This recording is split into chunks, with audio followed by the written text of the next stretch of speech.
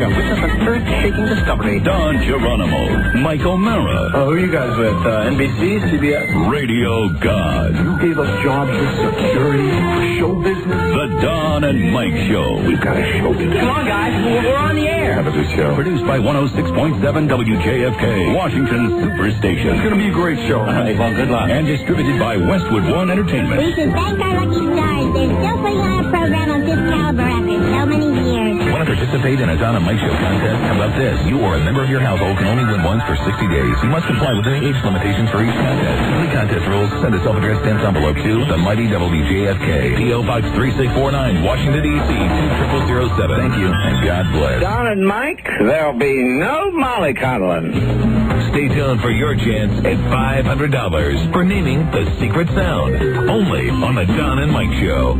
Everybody loves Don and Mike. Number 1, Arbitron rated, the Don and Mike Show.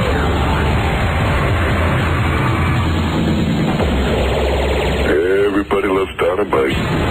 Last time on the Don and Mike Show. Don and Mike Show. Hello? Where are you speaking to us from? From in the bathtub. Okay, well, get out of... He's in the bathtub. What are you doing? I don't want to talk to a naked guy. What are you doing in the bathtub? I'm having a soak.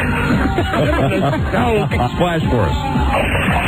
Oh, my God, he's naked. There's a naked man on the telephone. Okay, I'm ready. I bet you are. The Don and Mike Show. I have a message for all you good, moral, Christian people who are complaining that breasts and vaginas are obscene. Hey, don't complain to me. Complain to the manufacturer. Okay? And although Jesus told us not to judge, I know you're going to judge anyway, so judge sanely. Judge with your eyes open. What do you consider obscene? Is this obscene to you? You can call Don and Mike anytime, toll free at 1-877-365-3636. That's 1-877-365-3636. They're ready to believe you. Okay. Hi, Don and Mike. Hi. Welcome to our show. Okay. Hi, Don and Mike. Mr. Son of a beach. Oh, for you. Okay. Hi, Don and Mike. Hey, Don and Mike. Roger Rono could fill a book. Everybody loves Don and Mike. It's the Don and Mike Show, and they'll say what they wish. Where else would you rather be than right here, right now?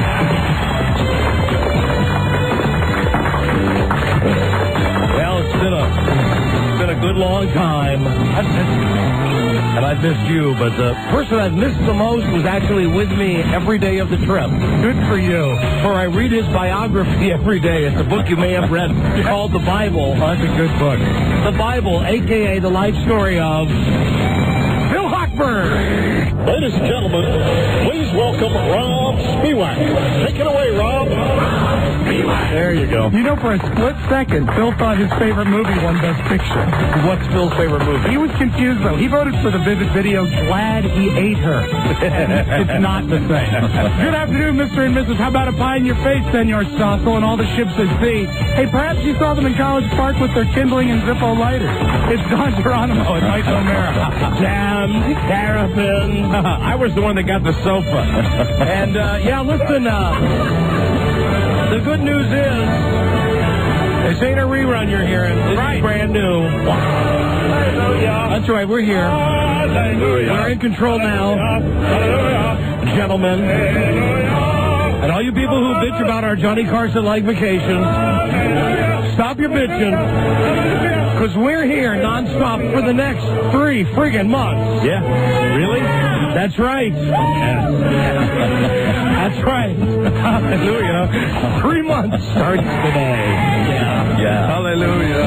Well, it is great to be back. Hi. Hello, and thank you for listening, everybody. It's a new episode of the Don and Mike Show on Tuesday, April 3rd. Yay. And it is grand to be back. Grand. Lovely. It's grand. Lovely and grand. Had a great vacation, but as always, 3 or 4 days into the vacation, I start to get sick of being on vacation, even though it's what I look forward to all the time. That is always where we part company. That's always, it's always not enough. It's always, I could do 6 months standing on my head pretty easily. Nah, it's like 3 or 4 days. I'm ready to come back, and then we come back, and we had the extra day yesterday, so it was really like an animal in the cage yesterday, waiting to be sprung. Yeah, waiting to come in.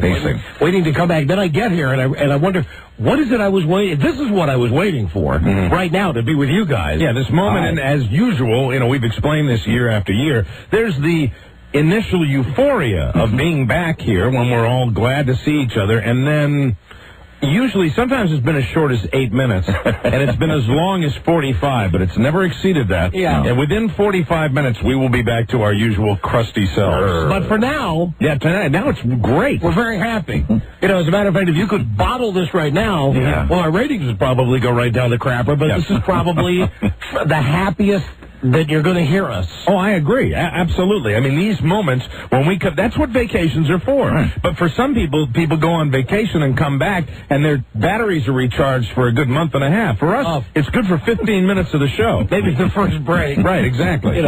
For all my talking about, I was ready to come back after 3 days. I'll probably be ready for vacation before 4 o'clock today. I expect. But for now, it is great to be back. Well, and mainly it's because I don't see any of you schmucks for the whole time that we're gone. And I think that our circle here, we, both on air and off air, we have little relatables that we can share with each other and no one else, really. That's true.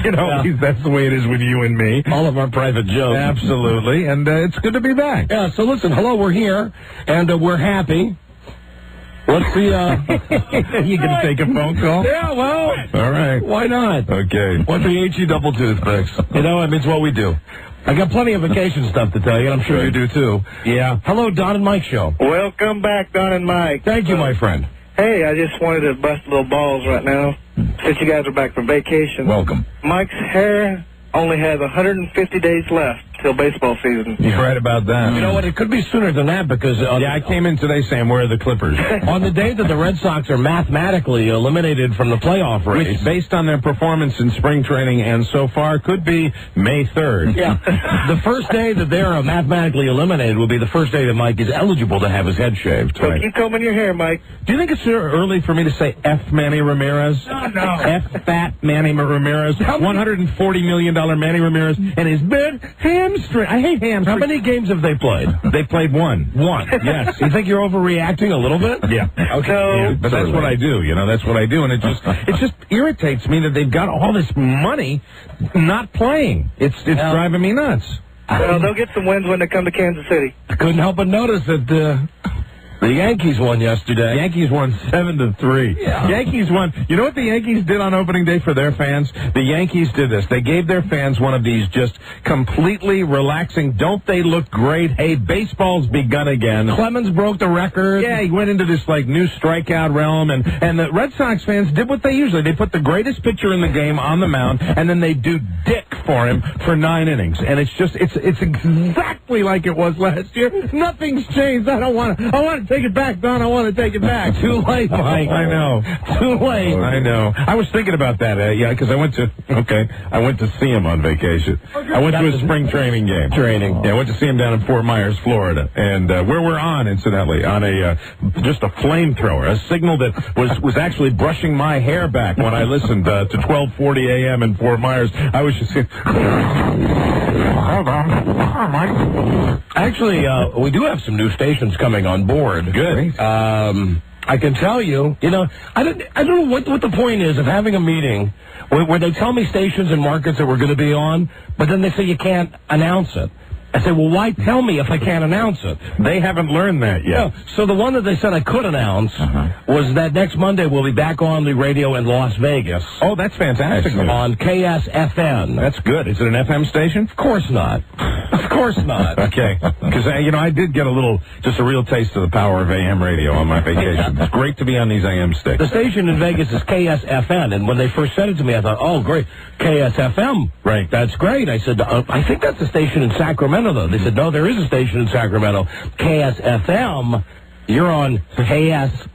N is in Nancy. Right. So anyway, that's the news there. Also, if you are listening to, speaking of Las Vegas, we have Las Vegas-style shows coming on Friday, the 27th of this month. And yes, Buzz, you'll want to write this down. I am. Doesn't anybody ever tell Buzz this crap? No. All right, we have to assign someone a job, a specific job for telling Buzz. Well, now, wait a minute, hold on. But Buzz, I know we specifically told you before vacation when the vacation started and when the vacation ended. Not exactly. No. I had Rob write it down for you.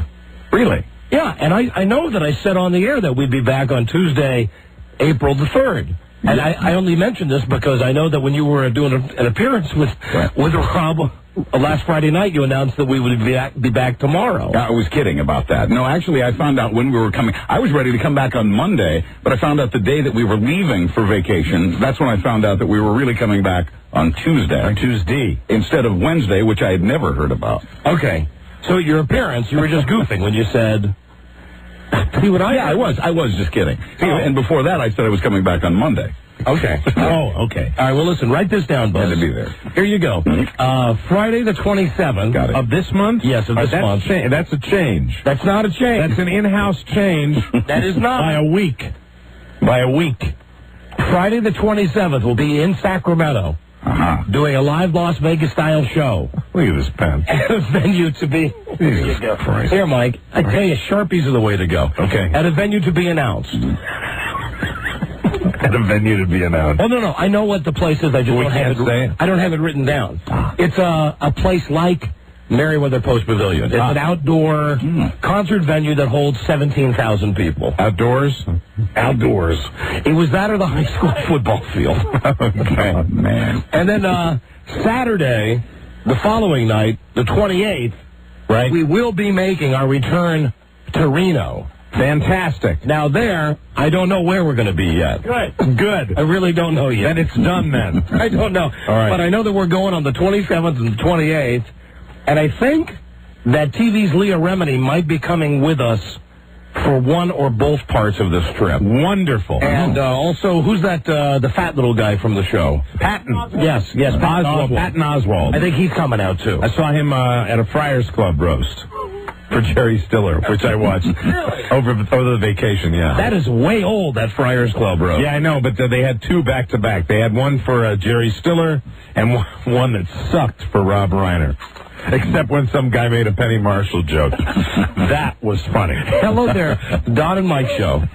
Hello, Don, Mike. Yeah, hi. Welcome back. Thank you, my friend. Did you guys have an opportunity to catch the Sopranos this week? Yeah, of course. That was the best episode so far. I don't know what I like better, either a medal in the bra or the newspaper up the black lady's butt. Yeah, listen, I would have liked to have seen Meadows' teats, to be honest with you. They God knows they showed every other possible set of teats on the world. There was plenty of nudity in that episode. During that episode, but they sure could have gone with Meadow. Yes, please. And hey, how about that Joey Pants, Ralphie? Ralphie, bad boy. That's a nice guy. Boy, that's a hothead. We didn't get to see Meadows' episodes before they whack him. We did get to see plenty of Meadows' thick arms. I think Meadow looks better. Meadow looks a lot better. Meadow is definitely very healthy. She's doable. I don't think she's as fat as she was, Rob. I don't know. I think she looked thicker in this episode. When she took her jacket off. Yeah. You know, I was saying to my mother, I said, she really looks great.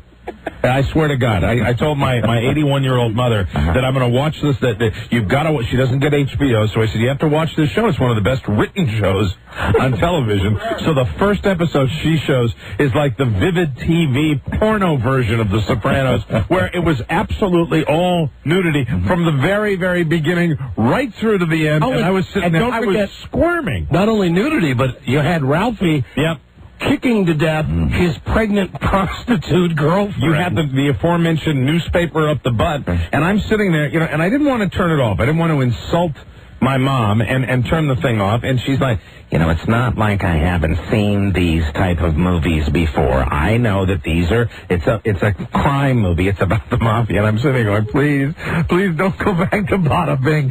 Please don't go back to Bada Bing. But they did. How did your mom react to the scene where Ralph was doing the girl up the butt while the girl was giving oral to the police? I think she may have looked away because when that particular scene where Ralphie's like taking her from behind and she is servicing the police officer, right. That's when I went, oh God, and I looked over and she was just sitting there going, with her eyebrows raised, and it's just like, that was the most sex-filled episode. Fantastic episode. Normally I'd agree with you. I would say it was one of the most, but I was just sitting there completely freaked out because normally with The Sopranos, you watched it with your mommy. I did watch it with my mommy. Normally you'll have one episode, you'll have one real gratuitously violent scene during the entire show, and you'll have one sex scene maybe, but sometimes you go 3 episodes without that. That one was like, and especially, and the culmination was Ralph. Evil Ralphie, Joey Pants, he's the next Richie Aprile. He's the next one who's going to get whacked. I bet he makes it through the year. Yeah, I think he might too, because he's with another crew. You gotta have, Tony can't whack him. You gotta have one guy. This is what I said to Freedom when we were watching The Sopranos. She said, I hate that guy. I hate that guy Ralphie. I said, but you gotta have one guy on The Sopranos that you can hate because they're all bad guys, but you like them all. You gotta have one guy who's so over the top bad. So, we're supposed to hate Ralphie? I believe so. Just kidding. I believe That's a joke. I know. Just a little joke. Blowing off a little steam. I know you are. I was saying, I wish you guys were all there when I watched it the other night. Would have been a different experience. With your mommy. Yeah. No, she would have been. We would have asked her to leave. It's bedtime. Thank you very much. Hello, Don and Mike show. Hello. Hello? Hi, you're on the air. Hey, guys, I want to wish you a happy Tuesday. Right. It's hard to follow up that last caller, but I want to talk about some college campus riots here. Yeah, I saw that the a-holes in Arizona did what the a-holes in Maryland did. Exactly. Yeah, it seems to be the norm now. That it's not the exception to the rule. It's the rule that it's a fire normally, right? I mean, that's what they used to do it when they won. They'd go crazy in the streets, and now it's a sore loser thing. They go out and tear the place up when Duke they lose. did it too. They had that. Right? I saw a live picture at Duke last night where they were, they were burning something up, and it didn't look, it said, "There's a bonfire. We're not sure whether this is sanctioned or not." And I was trying to identify what was in there. Whether it was the frame of a car. There was a car. There was a mobile home they burned also. Really? Yeah. Guys, tell me what you think about this.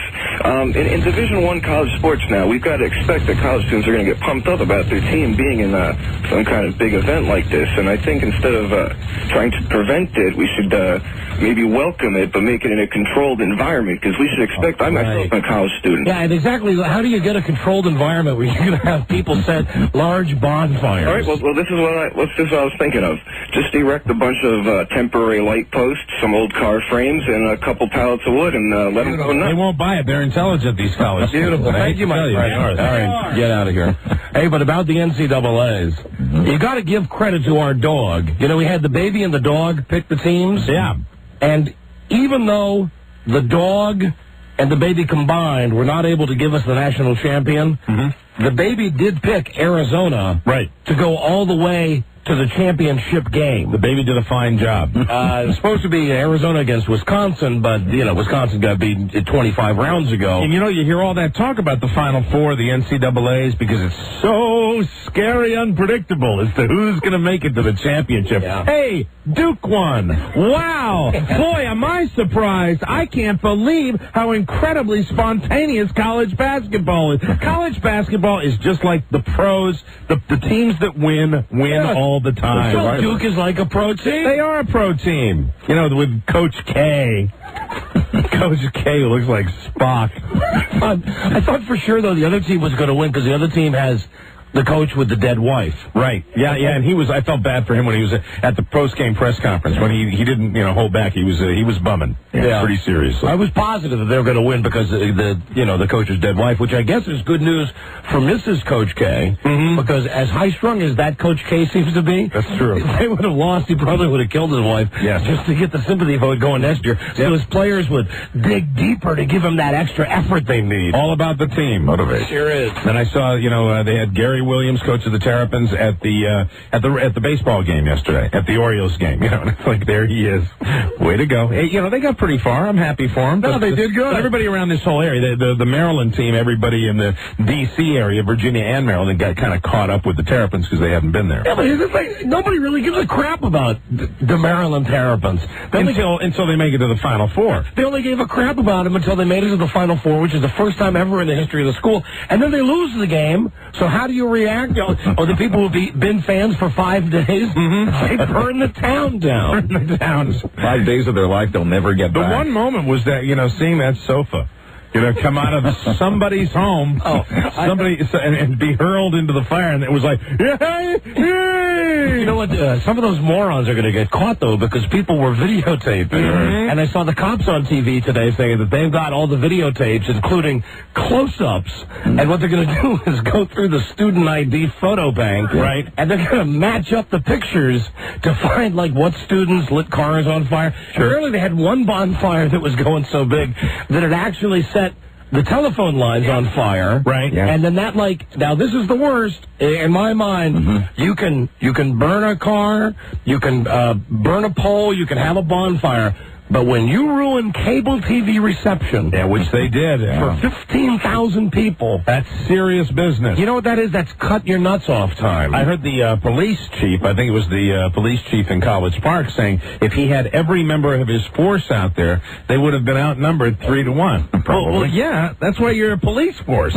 I mean, when have you ever seen a riot where you really have more cops than rioters? It's always going to be a mob scene. Hey, listen, 2 words. The rioters aren't carrying sticks and guns. 2 words for the cops in Maryland and Arizona and wherever Duke is, Carolina. 2 words, rubber bullets. I knew that was coming. It's always those rubber bullets. Greatest invention of the 21st century. Fantastic. Rubber bullets. In the 20th century. I don't know when they invented them. Hello, Don and Mike show. 19th century. Yeah, Don and Mike. Yeah, we are. Hello there. Hey, did anybody there see Boston Public last night? No. It was a rerun. I'm sure I've seen it before. Did you notice that the black teacher said T&A, but spelled out? She said the T word. A number of shows do that now on television. You know what? I'm so. This is another thing that we're going to have to. Hey, congratulations. Thank you. We've set a new record. We've been on the air approximately 20 minutes. Mark right here. What are you congratulating me for? Well, I'm congratulating you for bumming me out. Yeah, Don is officially back.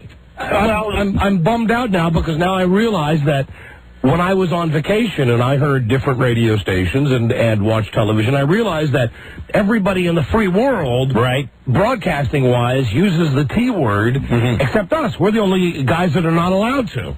Yeah, we're not allowed to do a lot of things that others are. Yeah. Well, that's what happens when you're pioneers. To bum you out, just wanted to give you more ammunition for your cause. Well, what ammunition? Like what? What do you think? I'm going to call up Mel Karmazin and say, hey, they said the T word on Boston Public. And he's going to go, well, okay, then go ahead, do it on the radio. Well, I have no idea if that's the way it works. But, just trying to be a help. And that's exactly the way it works, incidentally. Whenever there's a problem, either Mike or I immediately calls the CEO of this company. We always do what we're told. So there's a red phone on your desk, hotline to Mel? Yes, the bat phone. That's right. Thank you, my friend. Yeah, thanks for entertaining. It's not a red phone. It's a red stone. Bye-bye. And I would just like to say, when I was on vacation, and I was reading every day on this ship that we were on, and I will tell you about this in a moment. I will call it the USS Bob Evans. Yum. The ship that we were on. The USS Great American Buffet. Right. Every day, they would slip this thing under your door, which had mimeographed copies of the news headlines from the day before. Right. And I was... they'd also let you know what critters they were going to cook that night. I would really enjoy getting the stock updates. And Viacom CBS was one of the stocks that they had. Having another great day today, I believe. And I saw as the stock went further and further down, it really made my heart warm and swell with love when I read that both Mel and Sumner Redstone each got a $15 million bonus last year. That's fantastic. And they each got a $53 million bonus based on their stock. Way to go. That's great. Very good. I said, that makes me feel so much better. I know. Knowing that such a great man is continuing to earn so much money. It's fantastic. Made me feel real good. That's what happens when you're the boss. Made me feel great. I said, yeah. I'm all for that, incidentally. What? More bonuses for those gentlemen. Me too. Those fine gentlemen on this fine stage. Me too. Hell, who cares if our stock is going down faster than Stupid lane closure. Who cares? All I know is that they got their bonus money. Yeah. Good. Going down faster than Ralphie's girlfriend. Sure is. Hello, Don and Mike's show. Hello. And I didn't mean that as a murder joke, Rob. I meant that as the scene with the police officer joke. Hello, Don and Mike. Hey, welcome back. Thanks. Is there anything wrong with saying the word sperm? No. As far as I know, no. All right, so you guys were on vacation. They were playing one of your wacky sketches from the past, and they played the word sperm backwards, so it sounded like merps every time you said it. In what regard was the word sperm used? I believe it was ingesting, drinking. That's going to be 86th right there. Yeah. Because you can't say you drink it. But it was you just say drink it. It was interesting to hear you say drinking merps. No, that was probably something originally that had been deleted out. Yeah, it would only be, messed with like that if you said, hey, drink my merps. Right. All right, thank you, my friend. Have a nice merp shake. Hello, Don Standing merps. Hello. Hello. Hi, you're on the air. Don and Mike. Yes, we are. Hello I'm there. calling from Sacramento. Hi. And I wanted to tell you you're playing at the Sacramento Valley Amphitheater. The Valley Amphitheater. Yeah. It's up in Marysville, and it's a wonderful facility. I work out there, and the backstage area is really nice. You guys are going to be in a killer headliner deck, as we call it. What's a killer room? What's a killer headliner deck? It's just a killer room. It's a room that's really awesome where we put you guys, the stars. Like your green room. Oh, neat. Yeah. Oh, is that where Van Halen gets BJs and stuff before the show? Oh, you betcha, guys. You betcha. Everything's on in that room. Yeah. Great. And we have runners, so, if there isn't any Grey Goose on site, we'll definitely get some. We'll all give them to each other. The only way it'll happen for us. All right, goodbye. Well, thank you. All right, see you later. Thank you. Bye-bye. Hello, Don and Mike show. Mea culpa. I'm sorry. Why? Well, last time we talked about the stock market, I told you guys if you hadn't sold yet, not to sell. Well, I was wrong. I'm that former millionaire. You're a former millionaire. Yeah. So you waited how long ago did you tell us to do this? Oh, we had this conversation about a month ago. About a month ago when I sold. Yeah, good for you. Thank you. Yeah. I didn't. And as far as I know, I haven't lost my ass yet. As far as I know. I'm call Mel for you. I'm certainly willing to take that hit because I was wrong. As far as I know, I'm It's still going to go doing back up. It is going to go, I think. Yes, but you know what? It's going to be a long time before it does. As I like to say, this won't be a V bottom. It's going to be an L. All right. Well, listen, sorry you're not a millionaire anymore. Yes, thank you very much. All right, I will keep listening. You guys are great. I have to listen to static from 100 miles away, but thanks for the laughs. All right, well, keep listening. It's the only thing keep me from jumping. Keep working. But we will we'll write that down. We have one less millionaire listening to the show now. Thank you, guys. Thank you, my friend. Bye-bye. Bye-bye. Enjoy your next 20 or 30 years of work. Hello. Don and Mike show. John and Mike, I just wanted to let you all know that I am so happy you're back. I'm touching myself. Great. Terrific. Love you all. Thank you. Hello, Don and Mike show. Yeah, I need to pass on some information. Yes, go ahead. Pass it on. Tell them that there's going to be a new Star Trek series coming out in the fall. Hey. Hold on a second. All right. You want to talk to them? Well, you can tell them if you want. No, I don't want to tell them. Okay, You know what we really want? What? We want you to know that you are talking to them. Oh, hell. Right. Yeah. Hello. Don Mike show. That bastard. Hey, you son of a bitch. Hey, I was just curious of when we're going to get our wristbands and be able to trade them in for the Sacramento show. Oh, you mean, are you calling from Reno? No, for Sacramento. No, I mean, you're calling about... So you were a Sacramento person who went to the Reno show? Exactly. That was canceled. I don't know. I mean, I just know that we're going to be in both cities. We'll work something out. We'll have the details. They'll be forthcoming. What's interesting is because it's free. Since you didn't pay any money for it, you might want to. What I would do really, and not knowing any of the details, I would just try to go through whatever the procedure is going to be to get to one of those two shows. Although I think most likely if you've got a wristband from the Reno show that had to be canceled, yes, then you can use that to get into the next show. You don't have to go to Joe's car dealership or wherever the radio station wants you to go to get a ticket. Oh, really? Yeah. That would be great. That's the way I imagine it'll work. Yeah, they'll figure something out for you, sure. Okay? Okay, I want to say hi to Mark Watley out there. Okay, goodbye. Bye. Bye-bye. Love his sister. Jody Wamsley. Hello, Don and Mike show. Don and Mike. Yeah, hi.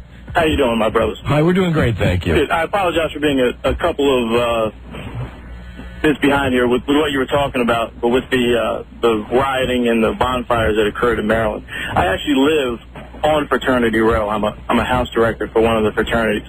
And you want to talk about the most god-awful response to something that they had to have seen coming for... Are you talking about the law enforcement?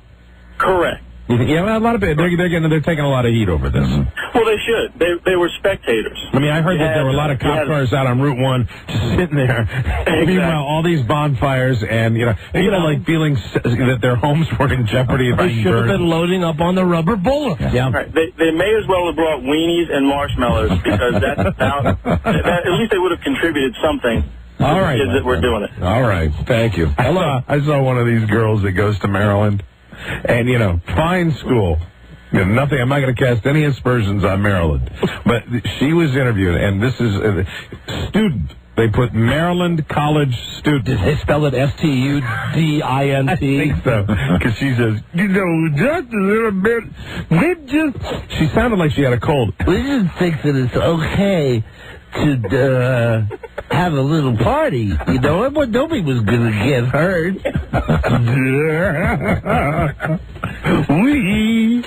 Yeah, well, that's the news. That's it. I guess we're caught up then, right? We got the Oscars. The Oscars. Oh, yeah, Stossel. Right. Charlie Stossel, eat me. He's got to take a pie. And I think he owes me $100, too. I believe so. Wow. Yes, because his man... Tom, I'm a Fag Hanks did not win for Castaway. Your guy, Russell Crowe. Russell Crowe won, and Gladiator won. I think the way they voted this year was pretty good. I like a lot of the people that won. I like being on vacation and not having to watch it. Yeah. I really It's the first time I've ever missed it. In a long, long time. I was, in the middle of traveling to Florida, so I didn't get a chance to see it at all. No, I loved it. I loved the fact I didn't have to sit through 3 hours of BS just on Monday morning when they came and slipped the thing underneath the door there on the USS Bob Evans.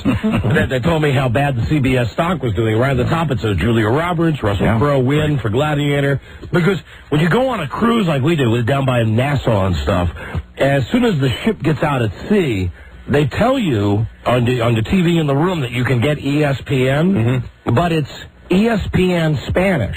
Okay. And by that I don't mean that you're not looking at Dan Patrick and Rich Eisen with Spanish subtitles. You're actually seeing Spanish dudes who are sitting at the exact same set. Really? And they go, so you think it's coming out of Bristol? Or somewhere. It's got to be close because the set's exactly the same. Right. All of the graphics are exactly the same. So you're actually relying on your visual to watch highlights and stuff like that. Yeah, and of course because it's going Is it like all soccer? Yeah, soccer is the lead, and then they had some cricket. Right. But they still have the da-da-da, da-da-da. And even though it's in a foreign country, they still call it Sports Center. Sports Center. So a lot of times, they'll be going through going, Sports Center. So I spent, I am amazed with. I sat for an hour one day watching this, and Frida said, we are on this boat, right? It's 80 degrees and sunny outside. What are you doing? And I said, I am watching ESPN. Look how funny this is. You're experiencing other cultures. Look how funny this is. Absolutely. It's my ESPN, the American ESPN, but they're speaking Spanish. And they call it Sports Center. Do you think there would ever be like a cruise ship off the coast of Spain where they get in a cruise ship and then they see the Dan Patrick Sports Center and they're just laughing? There's some guy that's watching baseball highlights that's a big soccer fan laughing his ass off. I don't think so. I think that's probably just me. That's just me. And on one of the channels, they ran movies just in German. All right. Were there a lot of Germans on your boat? Tons of crowds on this boat. Really? Yes, tons of crowds. Could have been a Nazi convention. So many of them there. And you haven't lived until you've seen the Three Kings with German overdubbing. Jawohl. Yeah. Hell yeah. They're easy to spot, aren't they, German tourists? All of the German tourists. First off, sandals with black socks. They're all fat. all the men are exceedingly fat with big pendulated stomachs. Hi. And they all wear Speedos. Yep. They all wear Speedos. Doesn't matter how fat some of the tourists are. If they wear Speedos, doesn't matter. That's the style of suit. I'll tell you one thing. We got to do a break. I'll tell you one funny thing. When we were on the boat, Frida and I were sitting up on the deck. We were reading our books and having a drink. And about 30 yards down on a lounge chair was this old dude, German dude. That's what we guessed because he had on the skinny bathing suit. And he was bald, old, mid-60s, and was just snoring. He was just laying back in the sun and mouth wide open. He's snoring. Frida says to me, "Hey, he's excited." And I said, "Oh, yeah," because I thought that she was talking about him snoring. And I went back to reading my book. She says, "No, look, really." Oh, no. He's excited. He had a Woody? She said, look in his crotch. Oh, no. So I look, and the guy... One of those dreams. He was dead asleep. So Frida starts scrambling for her camera. He was with Elkie Summer. Because this is what she wants to take a picture of, is this old guy's boner. So she looks at the bag, and she goes, "Oh, I left the camera downstairs." So for the next, 15 or 20 minutes, we just sat there. We watched the guy, because at first I said to her, "You know what, that might just be the fold of his swimsuit." Right. That maybe it's not a boner. Did you watch it so closely to see if it would move? Well, we waited, and the guy woke up. Right. And when the guy woke up, he sat up in his chair, and he looked down. Now, as big as this guy's belly is, I'm amazing you could see it. And he immediately knew he had one, because he grabbed a towel and threw it over his lap, and then scrunched himself up in this lounge chair and Look at Einen Woody. pulled his knees up towards his chest. Oh, Einen Boner. And waited for it to go away. Oh, my God, that's funny. Yeah, lots of crowds on that boat.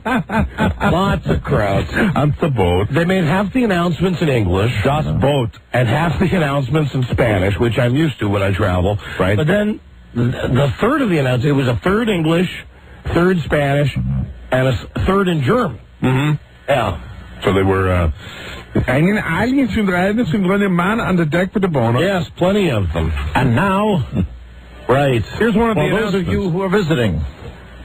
From Germany. Oh, here he goes. This is right from my ship. In the Flügen des großen Gehaberlichen, die Raten einbüchen belegenen Hunde. O Schroden Gehaberlichen, Gebuten verluten Gefallen Gehaberlichen. Es wird ungedeuten, die Gepopfammerige Verfeingesüden. Es lösen ein großen, ein gerechtes Schweinhunde und ein bisschen Rasbröte, gestaffelt Geheige, ein Gehülter, ein vierter Feige, und Deutschland wie Deutschland.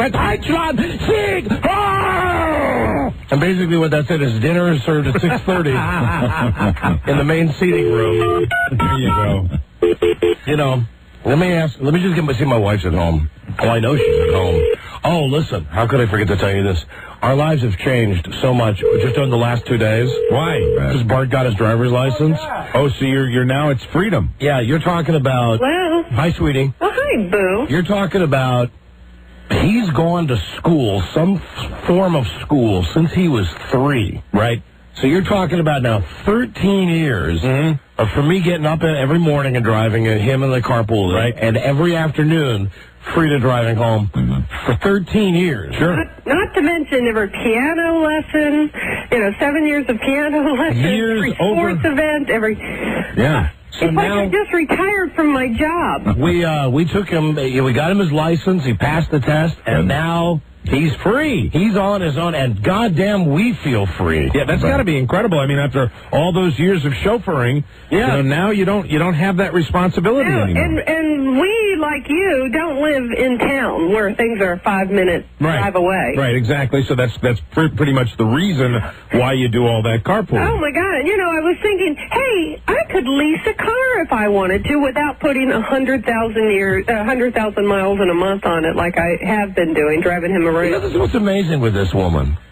It all gets back. It all gets back to the money thing with you. No. Here I am discussing the fact that we finally have free time together. Sugar. Not to mention the fact that I just bought you a new car, but all you can think is, now that Bart's driving himself to school, you could lease a new car. You know what? I'm so glad you're back to work. I don't want to lease a new car. I'm just saying, I've looked at all the different, the way it changes. I don't want my new car. My new car, really, what I was thinking, won't have the high mileage that every other car I've had has had on it, because Bart will not drive everywhere, certainly.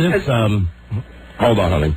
This is the only drawback of going on vacation, my wife did, because on this cruise, we got a room for Bart. He brought a friend along, so it was Frida and I in our own room, which was wonderful, and the kids were in their own room, which was great, which meant lots of one-on-one time for Frida and I, which I loved, except my wife loves to have theoretical discussions with me. About what if?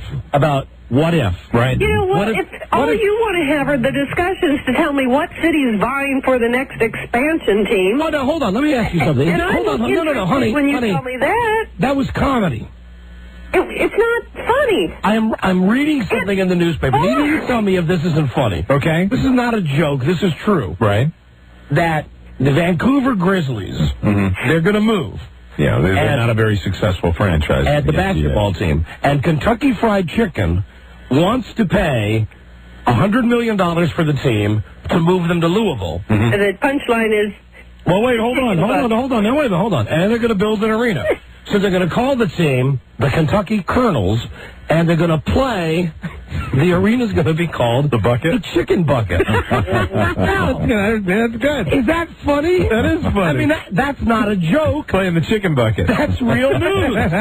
That's probably the funniest thing since the pond for the Mighty Ducks, the Anaheim. That was something I shared with my wife that I had read in the newspaper. Well, that was like one fragment of the sports information I got on this vacation. Plus, if you could have told me it in Spanish, I mean, just to see you watching like Homer Simpson just because SportsCenter is in Spanish, I funny, said to you, they're not talking gibberish. It's a real language. It's not that funny. Oh, it's funny. It's funny to watch it. Listen, that guy's boner. Yeah. It was probably 10 or 15 minutes that we were watching him, waiting for someone to see what his reaction would be when he discovered it. Was he moving at all when he was sleeping, like as though he was having some sort? How some people can move, like dogs move their paws when they're having his mouth was open, and I wanted to. I would like my parents to go on a cruise, and I wanted to give them, because he was an older man, and I wanted to take a picture. Show my dad that older people have great times on cruises too. And this guy, for being an old guy, he realized it, right?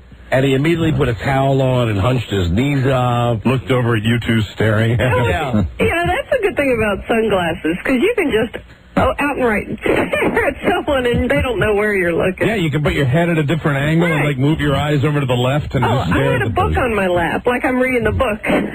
All right, honey. Well, that's all I need from you, because I don't think I need your permission to talk about the stuff I want to talk about today. You know what? Try and... Listen, Ken and Roz, we've already discussed that. Yeah, but that'll be fine. And the other and no one else will hear. I mean, the people we met on the cruise won't hear, but good. Just as a good person, try not, just make me proud of you. Honey, I just want to talk about that broad at dinner. Sugar Bear, just be a good person. I just want to talk about when you go on one of these ships, when you go on the USS Bob Evans, they put you in a dining room where you eat with your hands. You eat with the same people every night. Right. And they put us at a table with this divorced broad from Chicago who just... Between the flashy jewelry and she had big cleavage? The fake tan, well, yeah, but she did because she was fat. Wow. She wasn't skinny. She was annoying. You know what? God. She was annoying to you, but I got tired. I got to hear some other news aside from sports. Or sports and cigars. That would have been my vacation, and you never danced with me. Every single night. Well, excuse me. I passed a kidney stone on the night that we were going to dance together. Another stone. Night. I didn't know that was the night. I didn't have that in my diary. It wasn't written down. That was the night. No, there were like 4 nights before that you could have danced with me. Well, that was the night. Thursday night was the night. Little did I know. The dance night. But it didn't matter because you had your friend at the table. I mean, every night at dinner, I'd get done with dinner, right? I'd give Frida a look like, let's go, and she'd look back at me and say, I'm not ready to go. I would excuse myself from the dinner table. There you go. I'd say, well, I've had about enough night. That's what that many years of marriage does. You can do that. Lean over and say, good night, honey, I love you. And I'd say, Tubbo? Tubbo. See you tomorrow. Tubbo. She was annoying. Really? Who was the celebrity she most resembled? Oh, God. Honey? I'm thinking on it. Kay Ballard? You know what? No, Tammy Faye, but a heavier Tammy Faye Baker. Oh, my God. Much heavier. Yeah. Oh, wow. I thought you said she was ugly. A heavier Tammy Faye Baker. Wow. Who enjoys talking about herself. Did you ever bring her back to the room? Did I bring her back to the room? You and Frida. You know who she told me that she's been told she looks like? Linda Evans. That's who. Oh, yeah. Bizarro Linda Evans. Jesus Christ. Oh, this woman was absolutely 100% butt annoying. And we had to have dinner with her every single night. No, do you have to do that? And I've got her email address. She's my new pal. Oh, she's not your big. Come on, honey. She can't. We're not on in Chicago. She can't hear this. You're not her friend. You know, and she had it right the first night when she sat down, when she said, everybody on these cruises pretends like they're friends, and you exchange addresses, but then you never really hear from them again. Go your separate ways. Yeah. With email, it's so easy. I mean, I am planning on emailing her. Really? What are you going to email her? Dear Cindy, how big is your ass today? Yeah, I told you she was nice. I enjoyed talking to her. So Bobby send you one of those emails where they demand a receipt, you know, to recognize that you've received it. You know that little box when you open the email? I hate that. Right. All right, honey. Goodbye, boo. All right, love you. I love you too, but I'm not going to listen now if you're going to be mean. I'm not going to be mean. All right. I mean, I think I've gotten it out of the way with okay, good. With the fat lady from dinner, who drove me crazy. Just all right, boo-boo. Every night, just drove me nuts. You know, those in glass houses, you have lost weight and you look great, but she's no more overweight than you are. Oh, honey, please. That's true. Please. Does she have big... I swear to God, that's true. You don't see yourself, but that's true. Are you saying I'm as fat as she is? I'm saying percentage-wise, she's no more than you. Right. Now, wait a minute. Hold on. Does she have big, beautiful breasts? No, she had fat lady breasts. You know, like they were exaggerated because she was fat. If she was normal size, they would have been like nothing. How much weight do you think you would have to lose to be your perfect weight? Me, another 40 pounds. Well, I would say that she would have to lose less than that. And I'd say you need to have that laser eye surgery done again. No. You think that broad is more than 40 pounds? You think she's less than 40 pounds away from her ideal weight? You know what? You have no idea with the weight of women, and I think of this all the time, and I don't even like to discuss it with you because weight is usually not one of my favorite topics, especially after we've spent a week on a cruise. But you tell women all the time they're fat, and yet you call me anorexic, and I'll be thinking, well, I weigh more than that woman just said she was. And you are anorexic. I swear to God you are. But when women tell you their size and it's not a big size or their weight, and you don't think they should be tall enough, or their boob size, a lot of times it's either small or bigger than me. And whatever insult you've said to that woman, I'm telling you, that woman was a pig. Are you saying I'm a pig? I'm not saying she was a pig. She was a pig. She was not. She was undoable. She was such a pig. You know what? I know she wouldn't be your cup of tea because she was somewhat overweight and older than you are. This is making me cry because it's reminding me of a line my brother-in-law had. My brother-in-law visited us over the weekend. And we're at a cocktail party and we're talking about, I'm looking at a place we're a vacation place to go play golf, and he likes to go to the beach. And I said, I'm standing there in this big group of people, and I said, yeah, well, if you saw his golf swing, you'd understand why he doesn't want to, be at a golf place. Uh-huh. And then my brother-in-law didn't miss a beat and said, yeah, if you saw him in a bathing suit, you'd understand why he doesn't go to the beach. Bada bing. It was funny, though. It was funny because he was like, I was dissing him, and then he came right back. But, it's true. And furthermore, you know how much weight I've lost. I'm not as fat as that lady is. Why are you saying F me when I just told you look great. No, but and I'm very proud of you, and I know you've lost more than 20 pounds. You said I look the same as that lady does. I'm saying you are admittedly not your ideal weight, and she is not. Only you see other people. She's gigantic. What? She was gigantic. She was I would estimate her dress size to be a 14 minimum. Okay, wait a minute. I don't. She might wear a 14, but I'll tell you, a 14 is the average size of the American woman, for fat as it is. And so she's not gigantic. She's overweight. What is the average American male's waist size? What is it? I mean, you say that you have that statistic. There's the average dress size, but what is the average American male's waist size? I don't know. You can almost judge that from how fast a set of jeans go. A given size at a given store. 36s are usually the first to go, so I'm going to guess that's the most common size. But I would say... Welcome back. F you, Buzz. Thank you. Thank you. Well, I've got 36s that I can squeeze into, but I'm in 38s today, and I feel very comfortable. And I am moving into that area of 38s. I am just about to go into the 38s. I have worked very hard. At one point, I had a 44-inch waist, and I am almost at the 38-inch waist. And when I get into those 38s, and that's why I didn't like your little comment about 36. You asked, I said. I was going to say 38s is good. I would think that's, somewhere 38s I would think would be. You know what? I would say average. 38 too, because, Buzz, even though a 36 jeans might go faster, the fat people on the very end of it aren't wearing jeans. They're wearing, you got to average in moo-moos. Thank you, Frida. And also, 36 goes for short people too. We're all pretty tall around here, and that's going to give you just a bigger carriage. Hey, but listen, either way, I'm telling you, this woman that I'm talking about on the boat. If you're saying... about 300 pounds? You line me up to her, and I'm Karen Carpenter. I swear to God, you line the two of us up together. No, you know what? You don't even have to explain anymore because you put it perfectly. If you think she's a 14, which she might have been, that's overweight, but that's average. And I'm telling you, on this boat where like half the hobby was eating, that's probably underweight. Christ. don't even get me going about that. Listen, about this boat, right, that we were on, the Bob Evans cruiser, the USS Nose Picker.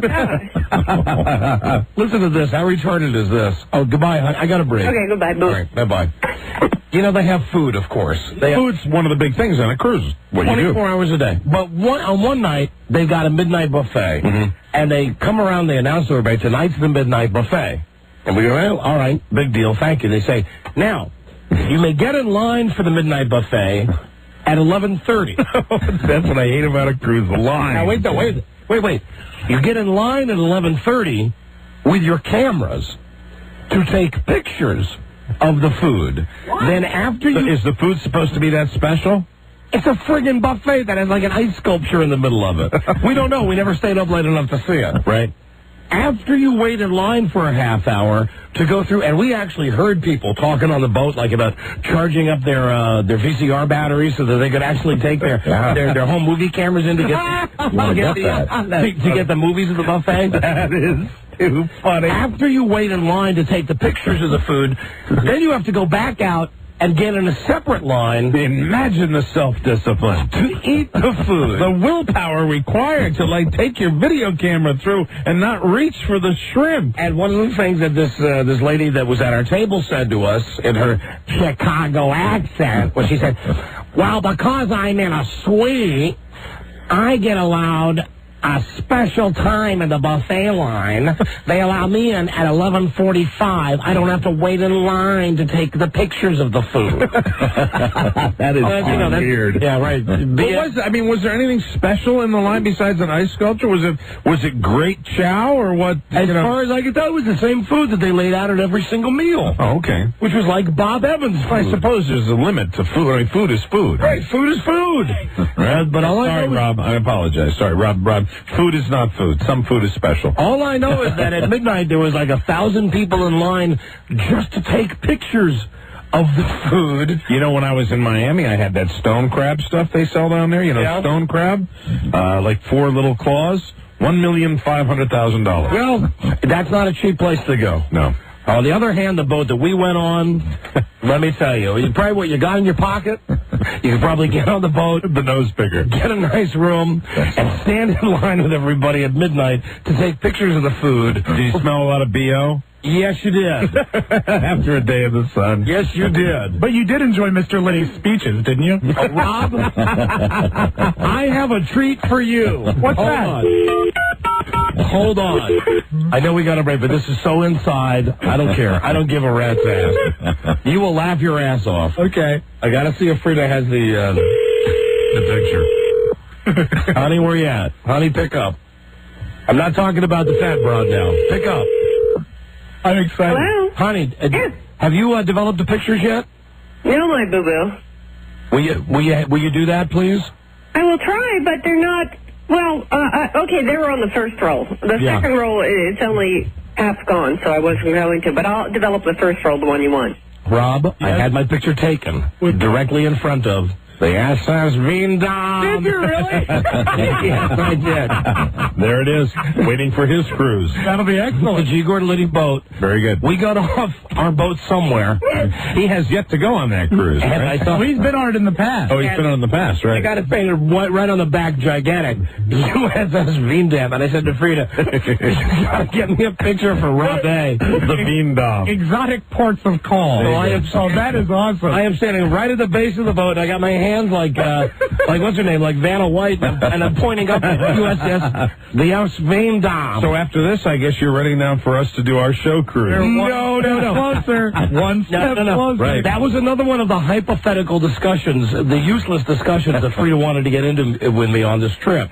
Were you for it, Frida? No, you know what? I would have been for it before the trip. Okay, good. I agree. We actually had a good time, but the reason we had a good time is because we mostly just hid out. Yeah, you could get away from people. Yeah, and if you were on one of those things, there would be no hiding out. You'd be, if we could divvy up the duties so that we could hide out and you could socialize in the bar, all day long. Yeah, that's all up to, right. I couldn't, even me, though, I would get to a point, I'm sure, in that environment, because I didn't like it the one time I was on a boat. I didn't like the crowd scene. It gets a little too intense, too many people crammed together.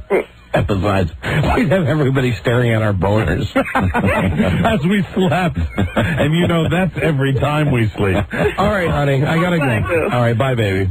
Bye-bye. But I accept that. I wouldn't be throwing on a towel. Hey, Robbie, what's the deal? Is this thing queued up? There you go. There you go. Secret sound. This is the same secret sound as before we went on vacation, right? Right, it's still great. Same one? Still great. Still great? It's the same one I don't know. Let me hear it. Play it, please. That's a clicking sound. Ah, that's it, right. All right. You know that sound? You're going to win $500. Be the 100th caller right now at 877-365-3636. Number 1, Arbitron Radio, the Don and Mike Show. If you really want to test him out, why don't you try the old Jerry Lewis trick? Jerry Lewis? I heard when Jerry Lewis left the meeting, he'd purposely leave a briefcase with a tape recorder in it. Then after 5 minutes, he'd come back for it, listen to what everyone said about him. That's pretty paranoid. Yes, it is. I like it. That reminds me. It's Heat, the Don and Mike Show. I got about 1 million great articles to read you, and one of them is about Jerry Lewis and the... Hey, lady! I know we've talked a lot about the movie that he made that's never been released, The Day the Clown Cried. Yeah, about the Holocaust. Wasn't it a comedy that he tried to make about a concentration camp? Yeah, well, we finally have gotten a hold of an article that has all kinds of direct excerpts from the script. Yeah, and it's weird, and it's something I don't think he likes to talk about. It's Jerry. For those of you who love Jerry the way we love Jerry, right? It's great Jerry. Mm-hmm. Also, we have, it's a very Nazi-related show today. We have George Bush's Nazi ties. Really? Not his neckties. Family fortune was built on business deals with Hitler. Oh, I had no idea. Also, from the tabloids, Mike, take a look at this picture. Bob Hope fading fast. Where do they get these pictures of Bob Hope? I want to tell you. My God, that's the one that looks almost like it's a cartoon. Let me just tell you. A brief excerpt from the Bob Hope article. Ladies and gentlemen, this is Bob for Texaco Hope. Bob was recently in an ice cream parlor in Palm Springs, California. He was with a caretaker who ordered him an ice cream cone. When it came, Bob did not know what it was and dumped ice cream all over the floor. Oh, dear. Yeah. Bob fading fast. And how many years has Bob been fading fast? Isn't this like his 15th year? Yes. Well, he's 97 now, so it's God bless him. A long time. All right. And, Mike, special for you. Ah, very good. I have from the Disc Jockey magazine, Radio and Records. Yes. An article here about disc jockeys who have other professions. Okay. And as you can see, one of the disc jockeys highlighted is your friend Jack Diamond. Right? Is there something about his band? Yes, it's an entire half-a-page article about his band. Well, I'd love to hear that. I really would. And I'm going to be sharing with you later. Thank you. Hey, thanks a lot. We had crap practice last night, incidentally, too. Yeah, trying to spice up the list. Just food for thought. Well, as a matter of fact, he mentions here how many songs his band does. How many songs? Just tell me how many songs his band does. I'd be curious about Hold that. on. Does he say how many? Although the band is able to rotate 60 to 70 songs. Oh, see, he's got me dusted right there. Hello, Don and Mike Show. Tie a yellow ribbon. Hello. I am the 100th caller. Yes, you are. What's your name, my friend? Larry from Dale City. Larry, here you go. You've won the Blockbuster prize pack. Now, this is a great prize, a 52-week rental card. That means you go to Blockbuster every week and rent a DVD for free for a whole year. Cool. Don't forget to watch your favorite stars in movies and music on the Blockbuster Entertainment Awards on Fox on April 11th. Now, are you ready to go for $500? I'm ready. I'm going to give you a clue right, for the good. secret sound. Awesome. Secret sound number 1. Okay. This is a sound that you could have heard if you were on vacation with Frida and me and Bart. You could have heard this sound if you waited in line for the midnight buffet. All right. All right? Now, that is a great clue, Rob. Really good. I virtually have given you the money. Yeah. We wish you Godspeed. Please don't answer till Mike sings like The Talking Heads. Here we go. Caller, name this sound. There it is. And that's your clue. See, Buzz already has something written down. I know what it is. You know it. We'll write it down. Listen, if we do have a winner, it's courtesy of Main Street Title. This ain't no party. This ain't no disco. This ain't no fool in the ride. Yes! All right. A lighter. For $500, lay it on me. A lighter. Hold on. Buzz, don't hold yours up to you. No. A lighter. He says a lighter. Yes. A lighter. Mike, what you got? Hold on. Again, I'm writing it down. Buzz, hold yours up first. Mike, that's wrong. Turn your head away, please. Buzz, you have it. Ooh, cool. God, I hate the secret sound game. I never get it right. Your guess was? Hey, you, Larry, what was it, a lighter? Lighter, yeah. Yeah. Not a chance. Not a chance. Thank you, though. Don't forget, Larry, that every guess is a clue for you. Clue for you. For you. Damn it. And Buzz, actually, to be honest, I would ask you to be more specific. Yeah. Oh, really? Okay. Yes. All right. You would have had to be more specific. That's the second one. Isn't that the second one you've gotten that I haven't gotten? Yeah, but you've gotten many more that I haven't. You think so? Oh, yeah. I think it's a push. Maybe. So listen, let me tell you about this cruise that we were on. Okay. On, as I said, The SS Nose Picker. Right. The SS Bob Evans. The SS Denny's. We get on this boat, and it's my whole medical thing is still a CF. That before we left, I had to go to the doctor to have a procedure done. Right. I got on the boat. I felt great. I'm on the boat. One day I wake up and I say, God damn, I feel sore. Frida says to me, oh, you're just trying to get out of snorkeling with the stingrays today. And I said, no, I'm not. I don't feel well. And the next thing you know, You're snorkeling with your own stingray, aren't you? I go to take a pee, and boom, out comes another kidney stone. Shoots right out? Yeah. Totally unprepared. Was it as bad as the other ones? No, not at all. Really? Totally unprepared for it. So, I had that crap going on. But beyond that, we had a great time on the cruise. And the best time that we had on this cruise was just looking at people. Right. Looking at people, listening to people, observing what people were saying, people planning their day around food, people planning their day around, like, for instance, at one point, they get on the ship system, they say, attention, free rum tasting. Hey. Free rum tasting now on deck number 6. And immediately, everybody from the boat leaves. So we go down to see what the hubbub's all about. Free rum tasting. Okay. They have one bottle. They have glasses that are about the size of a NyQuil cup. You know the cup you get on top of your bottle of NyQuil? Yeah, sure.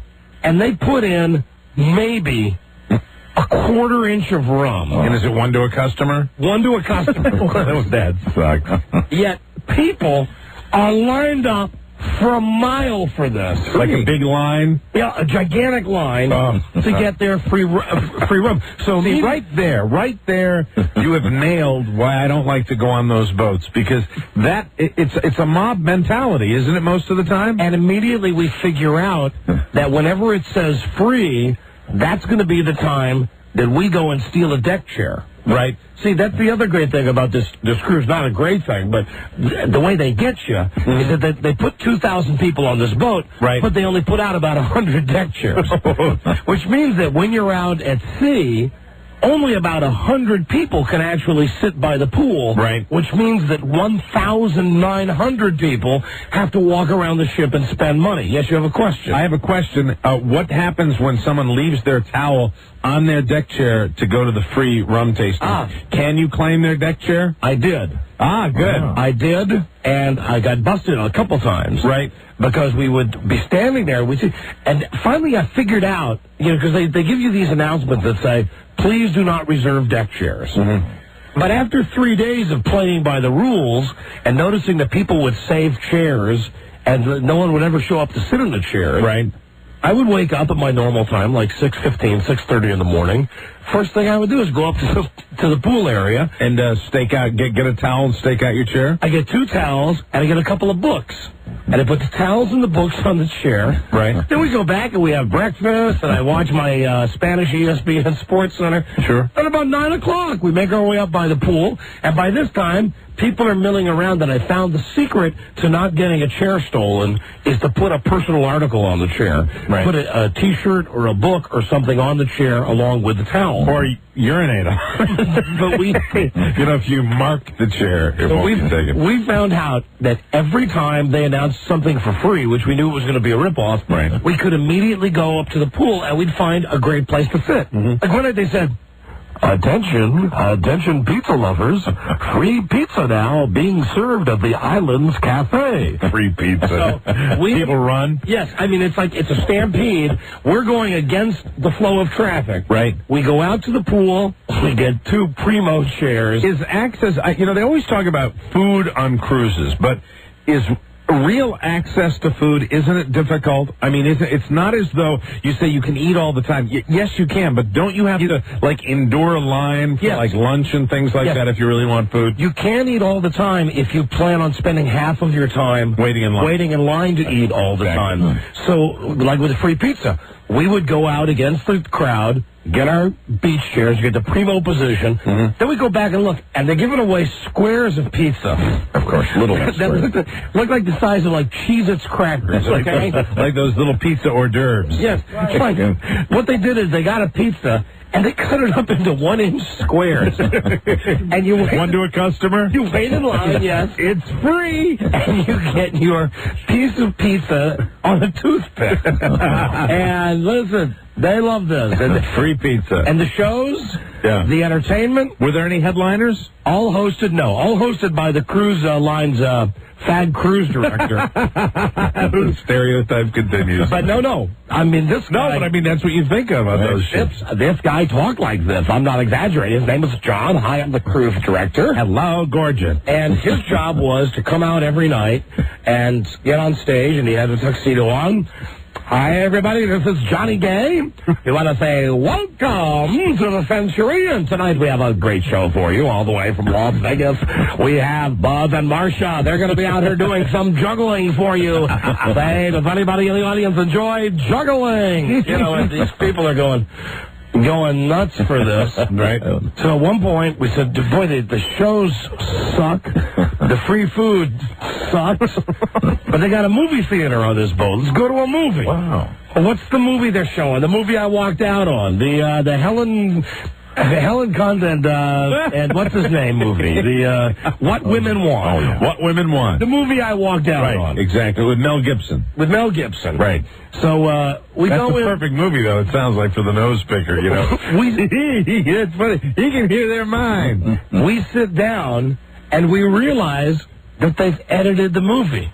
Oh, really? Because you're on a cruise ship, they've edited the movie. So it's like, even though we're sitting down and we're watching something for free, which for a change is not crowded, right? We don't like that either because they've edited the movie. So we get up and we leave it, and we ended up spending Frida and I lots of time together. Right. Well, one day we're going to do a family outing. So now, because Bart was on the boat and Bart had his friend, and did he have a good time on the boat? He had a great time. Right. Because there's tons of stuff for kids to do, and they had like teenage parties, and they stayed up till 3 o'clock in the morning and all this other crap.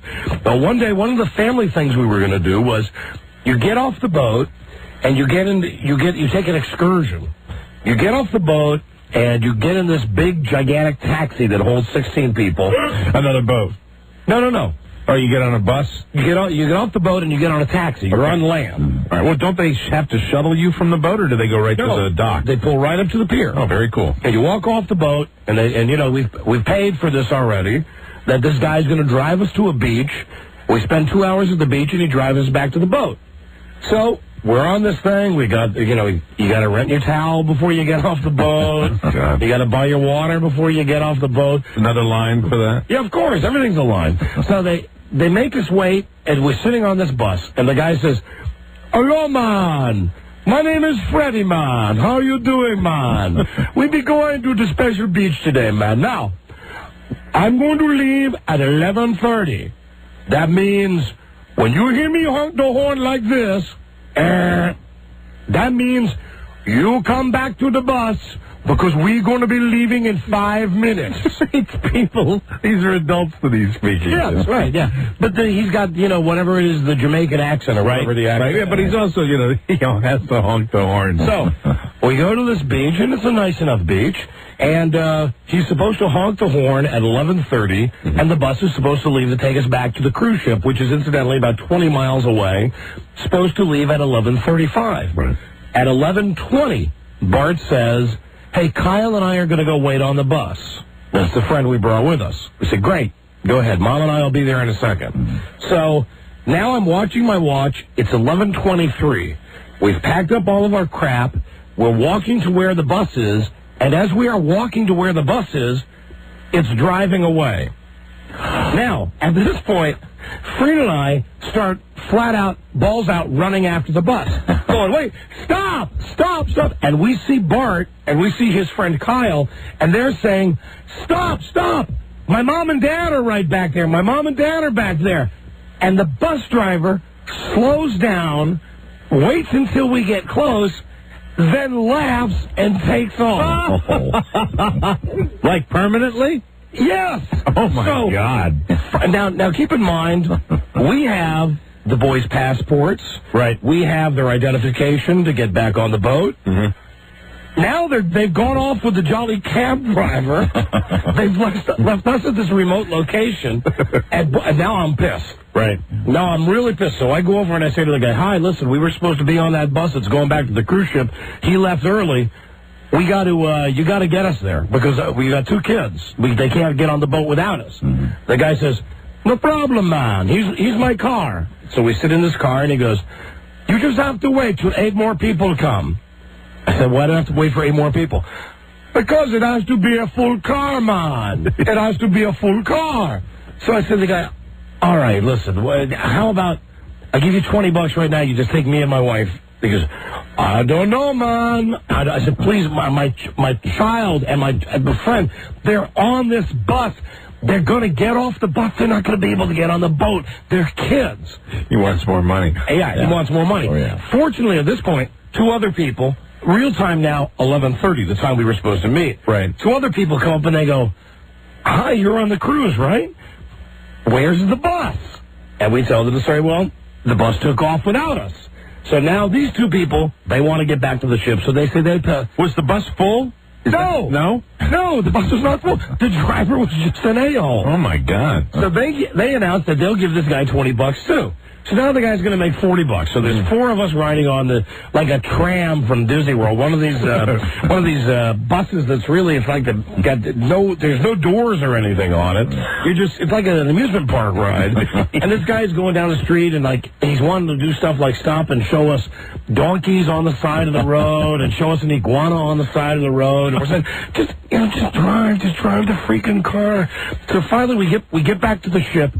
And we're in a panic mode at this point because we look around and we don't see the kids anywhere. Right. So I get on the ship and I go up to whatever the desk is where I talk to the FAG cruise director and I say, "Hi, listen, I'm not here to bust balls, but you lost my kid.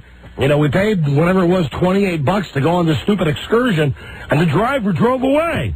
Left us there. With my child. Drove away. I said, my kid is screaming. My mom and dad are back there. Everybody on the bus is screaming. He slows down the bus, and then he honks the horn and laughs and drives away. Unbelievable. The guy says to me, "So what's the problem?" I said, "Okay, here's the problem. I don't know where my kid is. I don't know where the kid with my kid is. I paid you for this excursion, and I just had to pay $20 to get the taxi ride back." Well, the taxi ride back from the beach is only $6. I said, no. I had to pay $20 because the guy wanted to wait to fill his taxi. He had to light the guy up. Right. So it's like, I realized at this point, I'm arguing with this guy about $14. And I don't care about the money. I just want to know, what are you going to do? Where's my kid? Where's the bus with my kid on? Did he arrive? I don't know, sir, though. They're independently contracted outside the ship.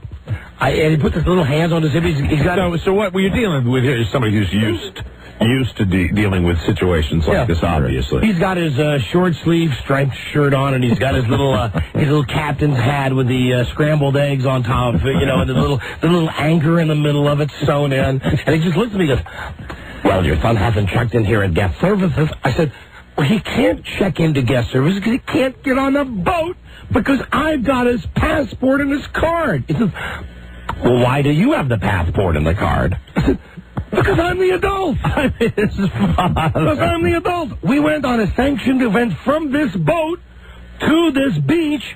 We hold the passport. We hold the card. The kids got on the bus. The bus left without us. Happy vacationing. I'm sorry. There's nothing I can do for it. So by this time, I go back outside off the boat. I've tried to call their room. There's no luck. Fortunately, the dickhead bus driver stopped so that they could watch goats. And as it turns out, Frida and I got back to the boat. Oh, you beat them back to the boat? Got back before them. So by the time I went outside, the kids were standing out there, and, they thought it was funny. Right. Bert and Kyle thought it was funny. They said, "Hey, we saw you and Mom running towards..." I was wondering for a second if they were not pulling a practical joke on you. No. Go. No. We heard them. We saw them screaming, "Stop!" And all of the people on this double-decker outdoor bus stop, they were screaming, "Stop, stop!" So the driver heard loud and clear. Yeah, absolutely the driver heard loud. Just having a little fun with the tourists. Yeah, so we get back on the boat, and then Frida gets, and now I don't know why she gets mad at me for this. They screwed up. We paid $28 a person to go on this goddamn beach excursion, which they screwed up. So I went down to the front desk and I said, "I would really appreciate it if you would refund the cost, since it wasn't an enjoyable experience, and I was worried about my kids, and this was a hassle." So the woman says, "I'll have to look into it and have someone call you later in your room." I said, "Great, thank you." So now it's about 6 o'clock that night. I was taking a nap. Phone rings, and it's another guy who wants to give me the third degree on. And immediately the guy starts in with, "Well, why did you pay $20 for the cab?" Oh, man. Unbelievable. I paid $20 for the cab because I wanted to get back. I said, "Listen, can I talk to your supervisor? Please, I'm just so tired of this." And he says, "Yes." Woman gets on the phone. The woman starts the same conversation with me. "Well, the first question I have, sir, is why did you pay $20 for the cab?" And at this point, unbelievable. At this point, I said, "Listen, bitch." And at this point, I look outside and I say, "Frida's giving me the look." There you go. Well, it's officially over at that point. I said, "Listen, bitch." Any chance of any solution? It's simple. I just want a refund because the driver left my wife and I stranded and drove away. I don't want the $20 for the cab. I don't want to explain to you why I paid $20 for the cab. I just want a refund. And they're silent, and it was really hot. I said, bitch, did you hear me? Oh. And she said, yes, sir. Thank you, sir. Click. And I hang up the phone, and I walk over to this little table where my wife sat in her room, and she says to me, why do you have to be such a bastard? Hold on. Did you ever get your refund? Yeah, we did. You did? Yeah, we did. You did? We did. As a matter of fact, they ended up refunding us more than they needed to. Wow. They refunded That's amazing, because usually once you use that word, forget it. No. That's an exception to the rule. A guy called the next day, and I said, hey, I'm sorry, I called some manager a bitch. I said, but she had it coming. Because she was like the fifth person in a row I had tried to explain this to, and the guy just said to me, don't worry about it. We'll take care of it. Wow. So that was fine. Oh, man. That was fine, but from that point on... Well, you get to call her a bitch and get your money back. That's a bonus. Frida was petrified, to walk around the ship, because she was positive that... Did your food taste funny from that point forward? No, it was great. They got so many people who work on the boat, they never know. They don't know. But she was petrified to make eye contact with anyone who works on the boat, because she was positive I had, like, the scarlet letter on me, that I'm the guy that called the woman the bitch. Man, they put you through a ringer, though, on those. Yeah, they do. So we... at this point now, I'm looking forward to the day when we're going to meet Ken and Roz. Yeah, because it's been that horrible an experience so far. At this point, I've been so stressed out by being on this cruise ship that I'm actually looking forward, how ridiculous is this, to spending time with Ken Stevens. A familiar face. So the boat docks in this place where Ken vacations. And Frida goes to a payphone and calls Ken's wife, Roz. And, of course, nothing's easy. Right. They're 25 minutes away. We've got to get in a cab. We've got to, go through the backwards country. The lady cab driver doesn't know where we're going. Right. So finally, we get there. Does she tell you she's going to beep the horn when it's time to leave, Ken? No. This cab driver was great. She was great. And by the time we got to where Ken and Roz were, I had never been so glad to see people that I knew, right, who didn't pick their nose and eat it, who didn't wait in line for an hour to get, a thimble full of rum, who didn't want to stampede each other to get a free 1-inch slice of pizza, who wouldn't leave us waiting at the dock. And, I saw them, and I know that they were amazed, because I woke up like, I embraced Roz. She came up like this, and I gave her a big old squeeze. It was like... How long did it last? It was a lingering hug. And how long did it last, your euphoria being around? The whole time I was with them. Oh, my God. Wow. The whole time. Well, it was helped by the fact that we met them at about 10:30 in the morning. Right. We sat down for lunch at 11, and within an hour, Ken and I had each consumed 3 martinis. Oh, that'll help. So it was a really nice time, and as much as I would like to bust balls and say, Ken's an a-hole, we had a really good time. Well, that's good. That's good. And young Douglas, their 6-year-old son, he is a chip off the old block. Oh, really? At one point, Roz, this is right after we got there, and we're looking, and keep in mind now, we're on this ship where we got, this little room with this little window, and we're going stir crazy. We're waiting in line to get a 1-inch slice of pizza. We're at this place where Ken and Roz are at, which is like the freaking Taj Mahal. Oh, really? Nice place. They've got this gigantic place all to themselves, and it's secluded and stuff. Right. So we walk down this little grassy path to where there's an area. Ken says, that's my pool, and there's a private bartender there. Ken Stevens living the high life. So we go down, we sit down at the restaurant, and Roz says something to Douglas like, don't do that. And he turns around and he goes, Jesus Christ, Mom. Oh, my God. Oh, wow. 6 years old. 6 years old. 6 years old. How did Ken react to that? Ken, by that time, was just in his own world? Yeah, he was fine with it. What the hell. And then when they were out in the water, I guess the boys, it was Bart and Kyle, who are both 16, and Douglas, who's 6. There was some name calling. They were playing around in the water. And they came back, and at one point Bart said, hey, Douglas called Kyle a moron. And I laughed because I'm just thinking, Douglas is a sweet kid. He really is. He's a cute kid. He's good-natured. He's got a good vocabulary. Nice as can be, but... You got to know that at school they're not teaching him Jesus Christ and more. Right, exactly. So I said to Frida, well, he's learning... Overhearing some of Daddy's conversation. He's learning the language the same way that our son learns. Sure, absolutely. Oh, my God. That was the funniest. Douglas, don't do that. Jesus Christ, Mom. Oh, my God. The kid is 6. Wow. The kid is 6. That's something else. But it was, listen, a highlight. Did you kind of regret that you had maybe flown into that island and just stayed? Oh, yeah. Well, there's no way we could afford that. Right. I mean, there's no way. But, yeah. And at one point, Ken was walking around and showing us these little grottos where he goes to have dinner. And oh, really? You know, it's like...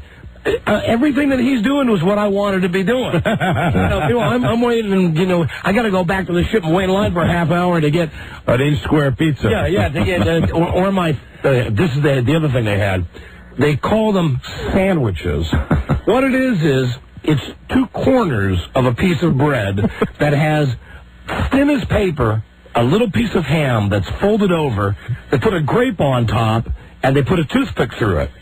And they give you one of these things, and they say, here is your ham sandwich. Here's your hors d'oeuvre. No, they call it, it's an hors d'oeuvre, but they call it a ham sandwich. Really? Yes. So they economize on the food on these things. Yeah, they do. But again, if you've got the patience, right, to wait in line, I don't, for the mass feeding. Not when it comes to food. That's no patience. That's when you can, feed me now. Let me go. That's why we went on vacation. We gained no weight. Mm-hmm. Maybe that's why your wife gained no weight. I mean, Frida and I both. We drank every day. My wife lost 3 pounds. We drank every day, my wife included, because we had no responsibility. Our kid was always off doing something. Right. All we did was drink all the time. And we came back and we didn't gain any weight. The SS nose picker alcohol. Right. Hold on, I got just a little more to tell you. Did somebody want to tell me I got ripped off? Okay, here's a bulletin. Tommy. Don. Yes. Mike. Yes. Hey, listen, this is typical for the Caribbean islands. What happens is the guy that's driving the bus is running a scam on you, and he's got a friend or a relative that's pre-positioned there with his cab or with his car. It happens in the Middle East as well, and they go off and they purposely leave you because and the other part of this is that the cruise line people are getting a kickback from these folks. Wow. Well, I don't know. It could be. Sounds like it. That sounds plausible, too. It could be real. If he slowed down and he was looking at you. He did. And he just kept going. He honked the horn. And then was there a cab conveniently right in back there, just sort of sitting there waiting? Oh, there was. And then he lays that line on you about he has to wait for 8 people? He did. He did. I mean, I'm sorry that it happened to you. It happened to me in the Middle East once, and I learned my lesson, but it's a fantastic ad for not going with that cruise company that you went to. Well, I don't think it was. I don't know if it was the cruise company because there's like 1,000 ships that pulled in. I think it's a scam that they would pull on just about anybody on any ship that you want. Thank you, my friend. That's probably true. All right, thank you. I'll tell you this: I did not appreciate the inch square pieces of pizza though. That sucked. That was no good. Okay, hold on, just a little more, and we'll be right back. Number 1, Arbitron Radio, the Don and Mike Show.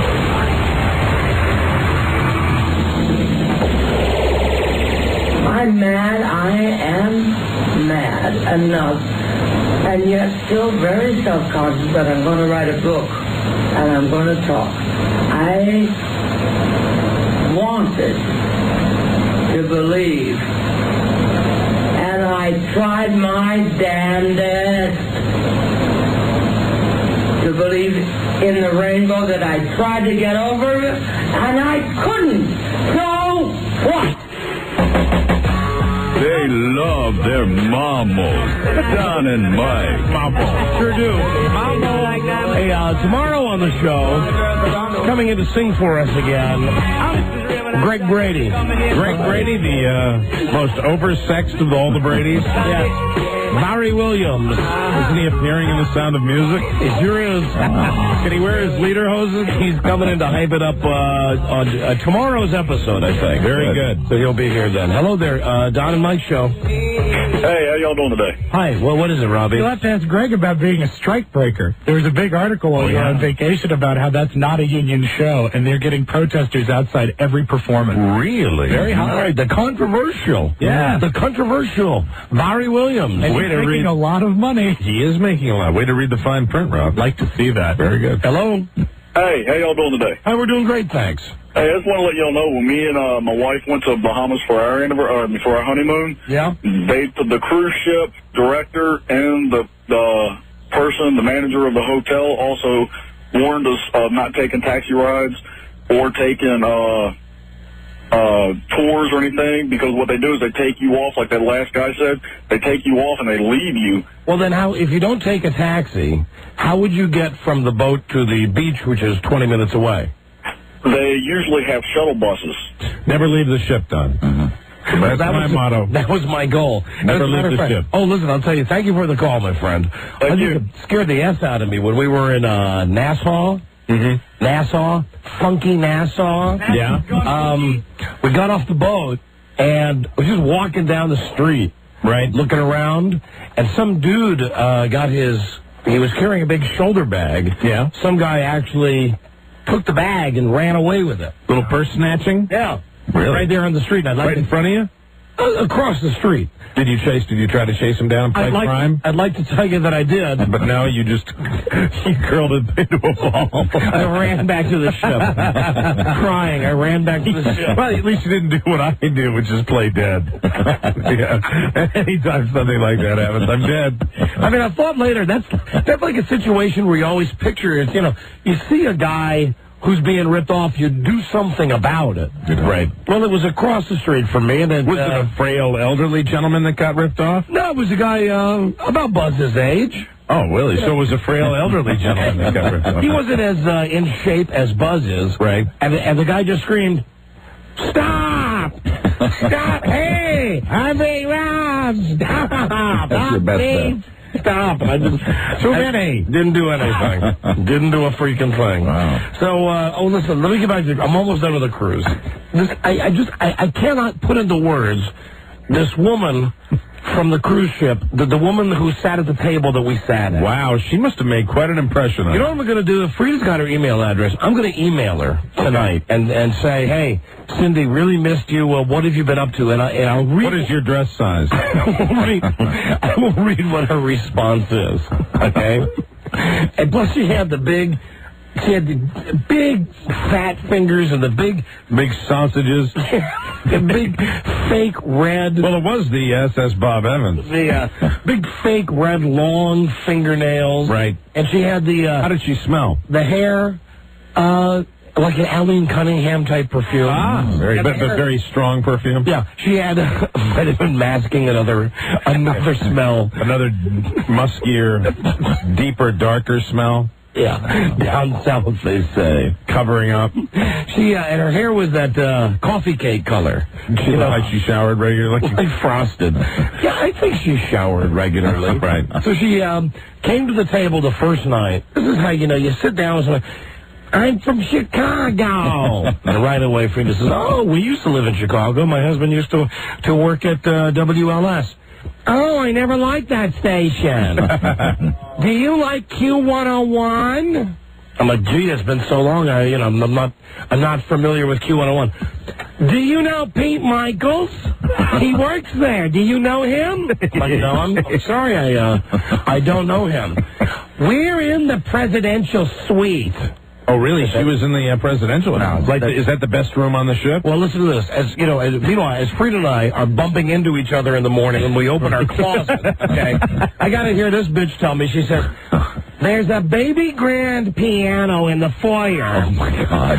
There's a dining room, the butler's pantry, there's the kitchen, 2 bedrooms, and on our veranda, besides the Chase lounges, there's a hot tub. Wow. There's also a hot tub in my marble bathroom. So she really had the best room on the ship. Now, keep in mind, Frida, you hated her. Frida and I, we got the room, you go in seriously to take a crap, and you're half in the shower and you're half sitting on the toilet. This is how tiny these things Well, it are. is a boat.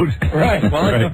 I know it is. So we're just kind of absorbing this, and she's telling us about all the amenities that she gets. And How many people they have on this boat? 2,000. Oh, my God. So she's telling us about the incredible stuff that she has, that she's got. And I have the DVD player and the list of the DVDs. Do you have that? You know what I'm saying? No, but we have the movie The Three Kings in German on one of the free channels in our room. Wow. And then... Did she ever invite you back to her suite? She invited Frida. I wouldn't go. Right. That was one of the nights that I said no, because I knew I'd be too depressed. Right. Yeah. I don't want to see what this lady had. Mm-hmm. And right away, you know you're in trouble. You meet someone within 30 minutes when she has to say, I own a Mercedes. Now, that's a little much. Now, listen. And I said this to Frida when we left dinner that night. I said, I don't care if it's a guy or if it's a girl. If you're sitting down at a table with someone and within 30 minutes they got to tell you they have a freaking Mercedes. Yeah, it's a little pretentious. It's like, I don't want to be involved with this. And she's got the jewelry and the watches and, I'm sitting there the whole time just under my breath saying, gee, I wonder why he left. I wonder why he left. That's the first thing out of her mouth was that she was a single mom. She was on the cruise with her kids. Okay. Her teenage son, Charles, and the little girl. I don't remember her name. She's about 6. Is there a sugar daddy around or anything like that? Well, towards the end of the cruise, she did meet a banker. A guy who she was holding hands with and who came over to the table one night. Right. So that's why she was probably on the cruise looking for a little romance. I believe so. She was getting her next paycheck. I believe so. She's an evil woman. I don't know why your wife was defending her. As they left, I said to Frida, I hope he's got a nice bag of flour up in the room. Because he's going to need it. But no, Frida might be right. She might be the nicest person in the world. It's just... when you're sitting down with a stranger and you have to eat every night for however many nights we're on this boat, I don't want to hear about... How come she didn't eat up in her big, suite? How come she ate with the common folk? Then she couldn't come down and tell us how great it was.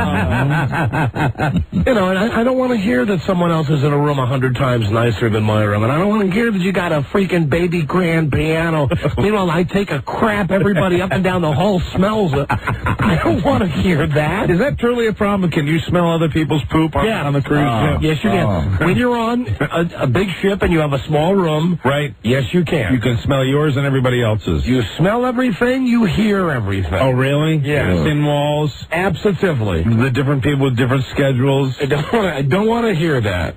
So, enough. But you know what? I will write her an email tonight, and I'll let you know tomorrow if I get a response from her. One night we're at dinner with this lady, and this guy Carlos, who was one of our waiters. Hello. And now this is another way. This is another giant scam that these cruise ships have. At the very end, the night before you're going to get off the boat, you got to light them up. There's an envelope in your room waiting for you on the bed, and inside the envelope are like 50 envelopes. And they give you a schedule of what you're supposed to pay everybody. It's astonishing. Saying, to your maid, you want to give this amount of money every day. To the guy who comes in and puts water in the jug, you want to give him this amount. To the guy at the dinner table who seats you, do you want to pay him this much? To this guy, to the maitre d', you want to pay him this much. To the guy who pours the water at the dinner table, you want to pay him this much. Instead of just charging you one fee and you taking care of it, but see, they save money by doing that. So, anyway, the one guy we did like on this, and we liked a lot of the people who worked on the ship. They're very nice. The one guy we liked was a guy, Carlos. He was Spanish, and he would come over to our table, and he would speak Spanish with Bart. Right. And every night he would come over, and he would say something to Bart, and Bart would say something back. And the two of them, and Kyle, who also speaks Spanish, the three of them, they would laugh their asses off. That's funny. And we don't know what they were talking about. So the last night he comes over and he says, hey, it's been a pleasure. And I pull out the envelope and I say, Carlos, hold on. Before I give you this, you got to tell me, what have you and my son and his friend been talking about the whole time? And he says, I would be glad to tell you. There are some prostitutes on this ship. I said, what? He said, no. No need to worry. They are not here to work. They are here on holiday. I told the boys. The boys wanted to see them. I took them over to show them the prostitutes. So I said to him, that's pretty damn funny. Will you show me the prostitutes? Right? Of course. Come this way. So we go walking around this gigantic dining room. And he's being legit. Yeah, seats 1,000 people. And we stand in the corner and he goes, to your left, 2 women, one in a blue dress, the other one in a red dress. They are prostitutes. They are from Madrid, Spain. They are on holiday. They are not working this weekend. They are very high class, very expensive. They are very, very good. Take a look at them. And I'm looking at them, and they're nice-looking chicks. Right. It says, they are prostitutes. I said, thank you. And did you ever get a price? No. Did you ever inquire? No, I didn't. I went back to the table, and Frida said, what was that about? I said, I found out what Carlos was telling Bart. How much do they cost, Carlos? That they're prostitutes on the ship. Very expensive. So he was nice, and we got off the boat. The disembarkation, where you go through the CF, and listen, this is going to be the last time that I let them fool me with this crap about don't take any Cuban cigars because you're going to have to go through customs. Right. Because, every time I believe them and every time I don't bring any back. Right. And this is the 3rd time now that we've been on one of these goddamn cruises where, you know what customs is? You get off the boat and you give them the piece of paper and they say, welcome back to America. See you later. Have a nice trip. Enjoy yourself. Meanwhile, I could have brought back like 1,000 boxes of Cuban cigars. Yeah, but it's that one time you get caught. It's true. It's that one time they decide to stop you. Yeah, but they never do. And it's like 10 years in jail for every cigar. No, it's not. They take your cigars away. Life in prison if you have a whole box. As a matter of fact, I get this is one of the discussions I got to do with the nose pickers one night. Right. At dinner. At the table behind us, where the lady says, I wouldn't buy any Cuban cigars if I was you. And the other guy says, why not? She says, well, they got dogs at the airport that can sniff them.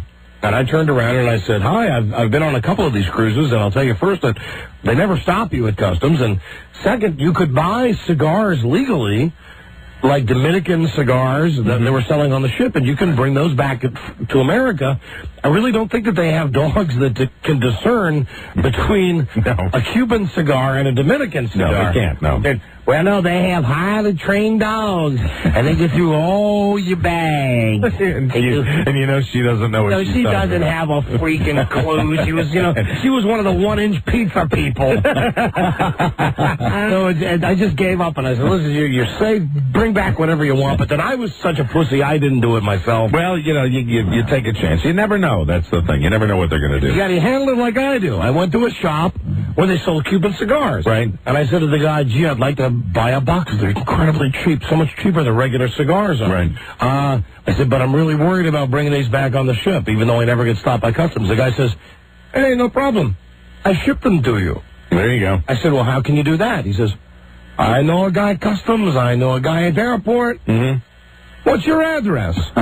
So I give him the address, and I give him the credit card for the stuff. He wants you to wait for a horn? Yeah. Of the horn? Now, Frida was his brother the cab driver waiting outside? Frida was very wary of this. Right. Positive that one of two things is going to happen. What's one big scam down there? Either I'm going to walk out of this place and immediately, Pedro's going to put me in the slammer, right. Or that this guy just took $100 of my money, and I'm never going to, he's going to send me a box of crap in the mail. Some toilet paper. Well, as it turns out, though, the guy was on the up and up. Right. And sent me the stuff, and I got it. So now the authorities are coming to your house right now. Well, they won't find anything. Because I have cigars, but they have no bands on them. Oh, there you go. Very they good. have no bands on them, so who knows where they came from. Who knows? Who knows? I am Carlos. Would you like to see the prostitute? we get off the boat.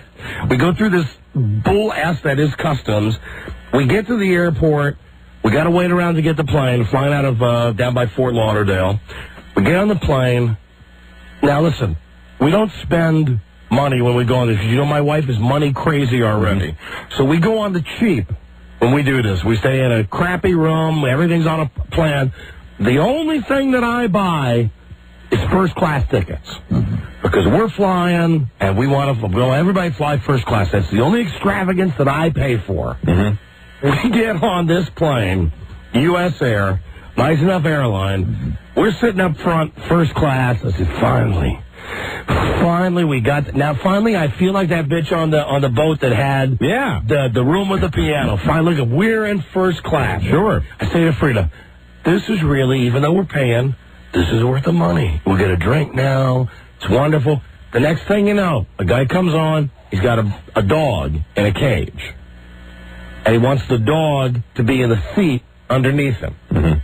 He says, I've given the dog a tranquilizer. It was a poodle. He says, the dog will be very quiet. The lady says, well, I really don't know. The guy says, please, the dog means a lot to me. She says, fine. As soon, I swear to Jesus, I swear to Phil Hochberg, as soon as the plane takes off,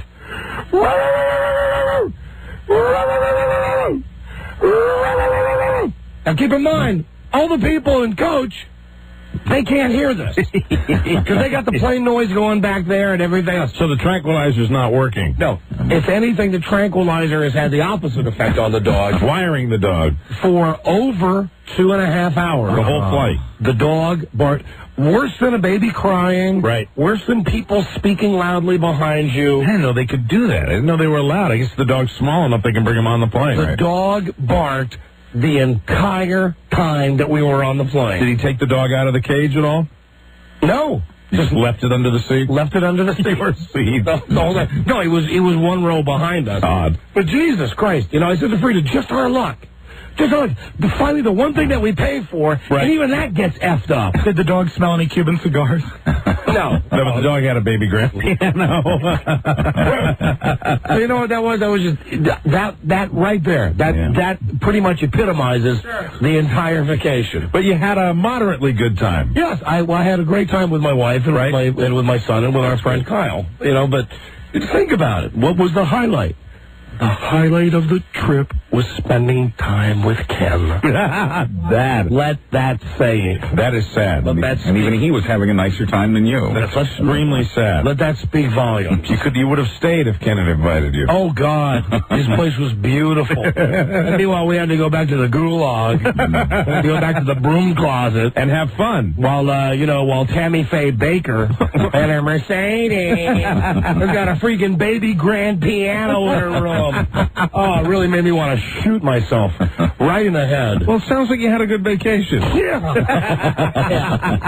So that's it. That's what we did. That's a good thing. We got a break. Mine wasn't as good as yours. I usually have a lot to say. I have a celebrity sighting, I believe. But I don't know. It's not official because I'm not 100% sure I saw because I was sort of hustled away.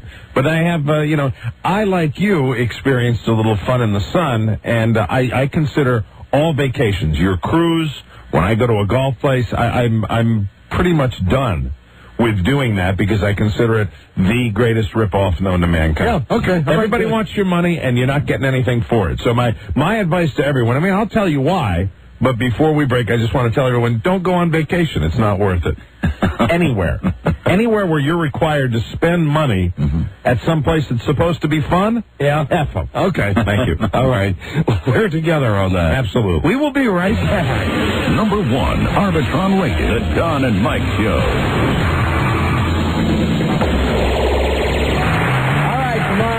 We have Jay Thomas, Catherine Cryer, Terry McAuliffe, the new head of the Democratic Party. All right, good sir. And Bob Jesus effing Christ. The Don and Mike Show. Hey, Rob, come here for a second. We just played that tape with someone yelling out our names out on the Bill Maher show. Yeah, politically incorrect. We were just listening to the commercials. Yes. That have been running all week, too. Bill Maher is doing some serious show. Serious business. On school violence. He's going to have, kids from Columbine on in that school in San Diego. Uh-huh. And the celebrity panel. Yes. Let me see if I got them all right. Okay. Danny Bonaducci. Right. Oh, God. Frankie Munoz from Malcolm in the Middle. Munoz. Right. Big Annoying. Who am I forgetting? Big Annoying and red hair. Carrot Top? Kathy Griffin. Oh. Oh, God. Was there a fourth? There might have been. My I don't God, know that's that it enough to matters. cause a shooting right there. That's the ones you want, and they spin it like, see Bill Maher attack the issues as only he can. With Kathy Griffin, Frankie Muniz, Danny Bonaduce. What's Frankie Munoz doing? Well, he's a kid. He's a kid. He's a kid. He's a stage kid. Yeah. Hello, Don and Mike show. Hello? Hello. Oh, yeah. You know what? Was that flight Saturday morning coming back from Fort Lauderdale? Yes. Because I was on it. We were in the 5th row, and we heard that fabulous dog the whole way. The whole freaking way. And the stewardess kept, coming out and saying she couldn't stand it. It was driving her crazy. It was the little old man whose wife was in the back. They had another dog, Oh, there was. They had a second dog, which may have been riding with the wife who was in coach. Why did they put the dogs in with the luggage? And those dogs, we were just laughing so hard sitting waiting for the flight because they were barking. They just kept barking. But, we were on a cruise. I don't know if it was the same boat as you, but ours was completely different. Well, I'm happy to hear that. Goodbye. All right. Hello, Don and Mike show. I hate it when I'm cynical, like right from the very beginning. But I suppose she was on the... Well, she says when the flight was and where it was from. Yes, this is true. Hello. Hello, Don and Mike. It's the NCAA guy. Is this the head shaving guy? This is the head shaving guy. Why do you sound so wasted? I actually just got out of surgery myself. Well, what happened? First priority was to call you. I had arthroscopic surgery on my shoulder. Oh, how you feeling? Do you feel sick to your stomach? No, actually. I just, they gave me some Percocet, so I feel pretty funky. There you go. Ah, well, listen, make sure it's Percocet, then Vicodin, then meth.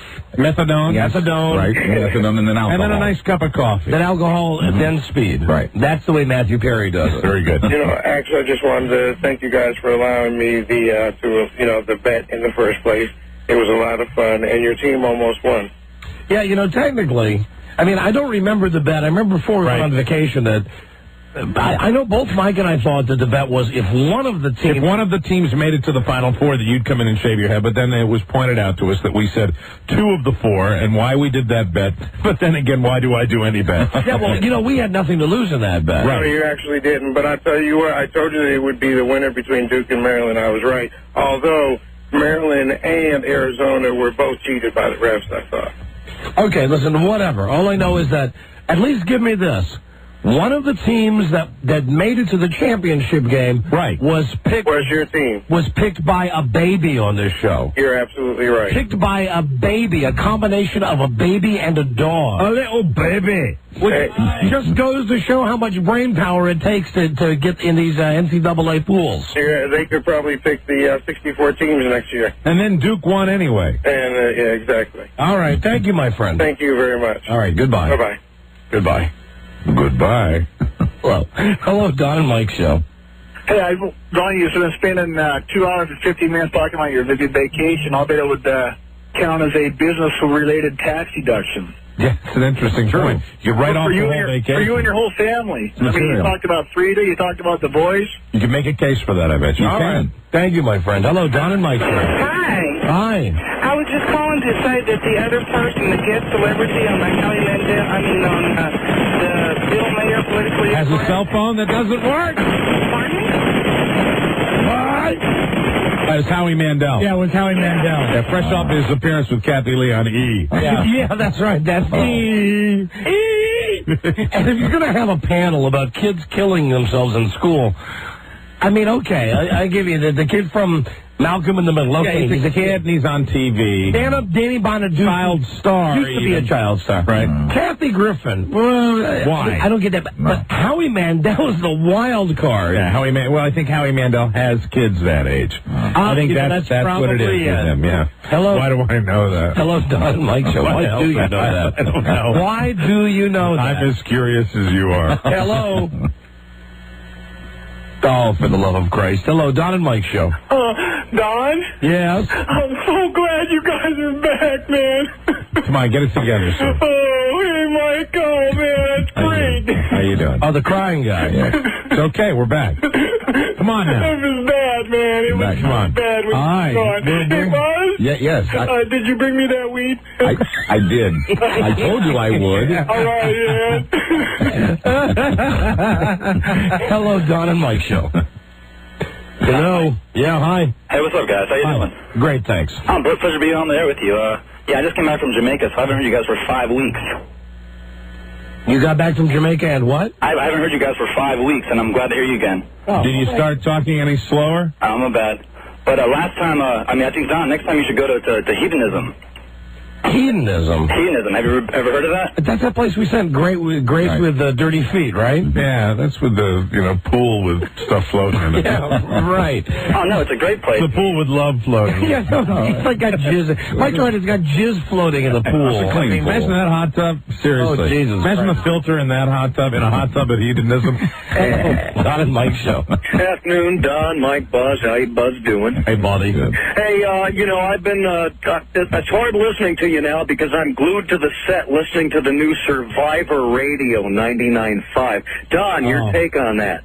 I'd be glad to give him my take. Is this the new format for Jammin' Oldies? Yes. Yeah, what are they going to take away the old school, man. Here's my take on this. That the format of the station is going to be the same as Z104. They've already decided it. It's going to be the same box of records that Z104 plays. Except they're so stupid that what they're doing is supposedly, and again, this is a prime example of how radio stations think that you guys listening are so freaking stupid.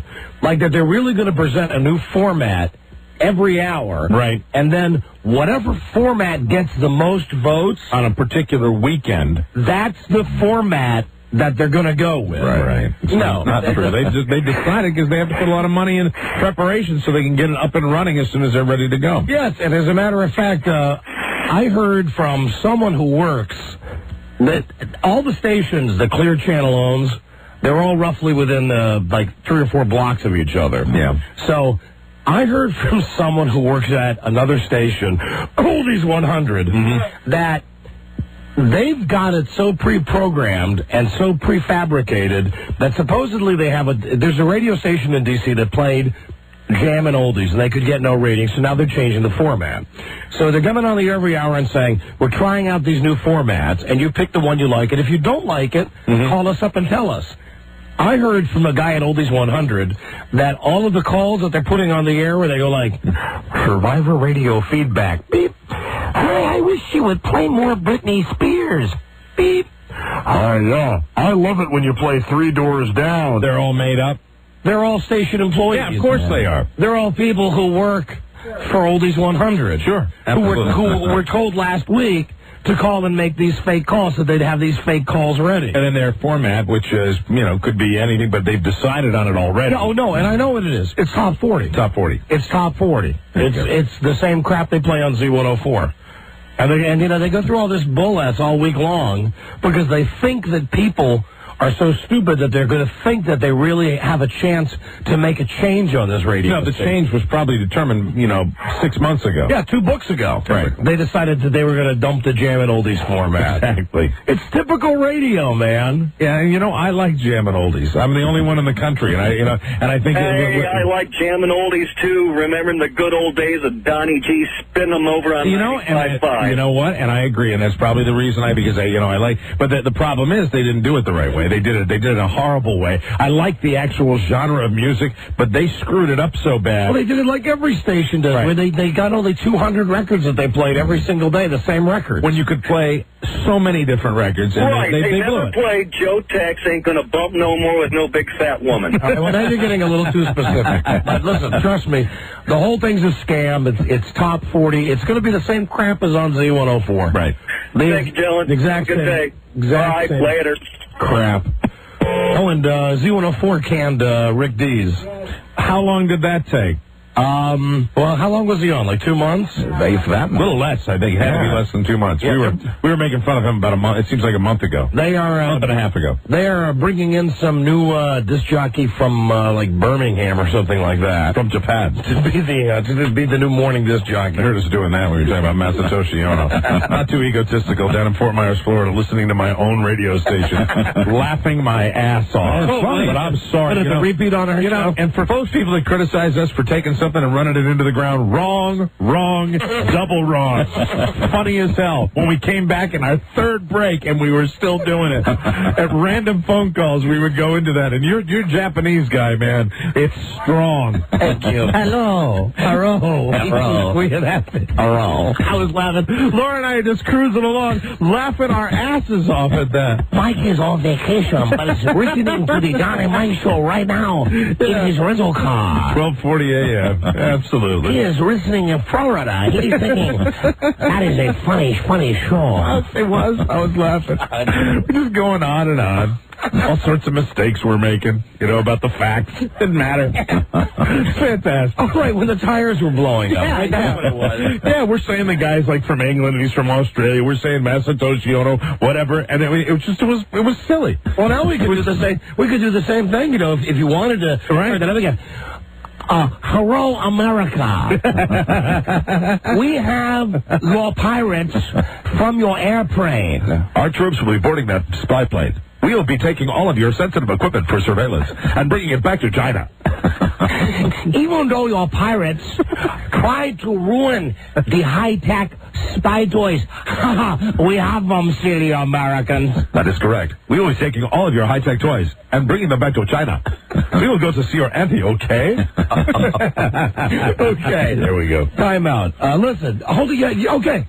You were in Florida. That's where we're going to start. We'll pick it up with Mike's vacation. We come right back. Yeah, it includes celebrity sighting, poison food, and the most expensive package of cigarettes I've ever heard of. Okay, beautiful. Be right back. Number 1, Arbitron rated, The Don and Mike Show.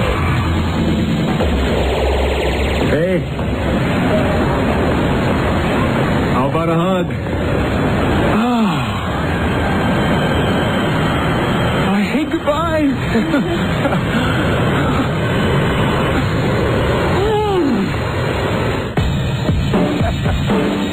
Now listen to this. Sultans of Funk, Don and Mike. For those of you who don't believe there is a God, yes, listen to what just happened. It's pretty good, folks. Out of the parking lot, they've got one of those, when you pull into the parking lot here at the radio station, they got one of those signs that says low clearance. Right. It's in a weird location. It always has been. And it goes, it's like at the base of the hill going up, or is it at the top of the hill? It's at the top. It's at the top of the hill. Over here on the other side of the parking lot. It says low clearance, 7 feet 9 inches. Right.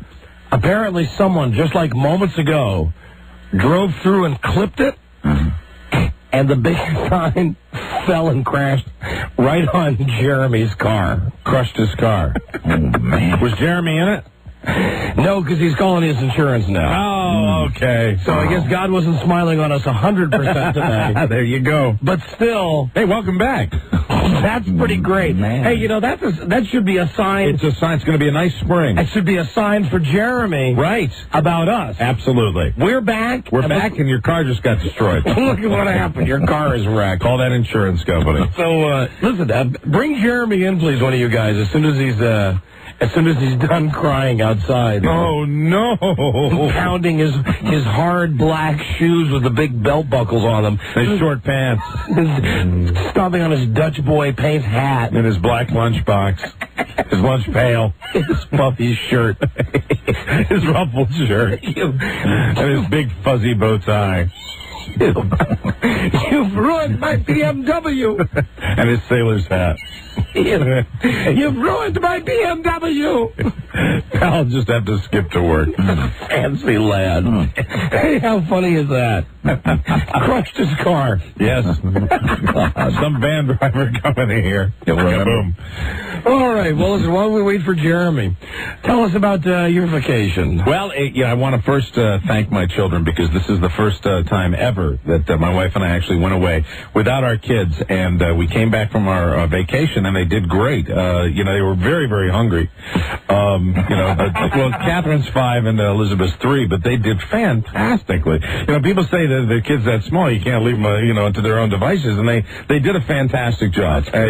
Once they ran out of goldfish goldfish, though, it was a little tough because we said no cooking. You mean like the Pepperidge Farm goldfish? Yeah, the Pepperidge Farm goldfish. I said no cooking and came back. But, can we give them a round of applause? Yeah, they did really good. We went away for 4 days, and they did just fantastically on their own, and they didn't take care of the dogs real well, so I was a little upset about that. But they were fine, and it means we can do it again anytime we feel like going away. Way to go, kid. Really, really happy with that. Dad's proud of you. I said this to you before, and I mean it. I don't think I'm ever going on one of these vacations where you go to some place and spend money. I mean, I really don't think that it's, everything's a ripoff. Everything sucks. Well, you got to spend money to go somewhere. You have to spend money to fly, but what I'm trying to do is do like a timeshare or something where you just go to a place and it's not a hotel and it's not, that it's a place that you just stay, that you just rent and you go to regular grocery stores and do, because I've done my last fancy lad vacation, spa, expensive golf course, crap, BS, because it's all just garbage. It is total bull SS is what bull you say? SS. Okay. And I mean that. I'm tired of the bull SS that you go through when you go to these places, which are not designed really for the vacationer. Not if you're in the continental United States. These big resort places are designed for the conference. Now, it happened again. I told you the last time I went to a fancy place, I had the pampered chef people. Well, this time it was some other group of trucking people that were all there, and every day... You hate the trucker.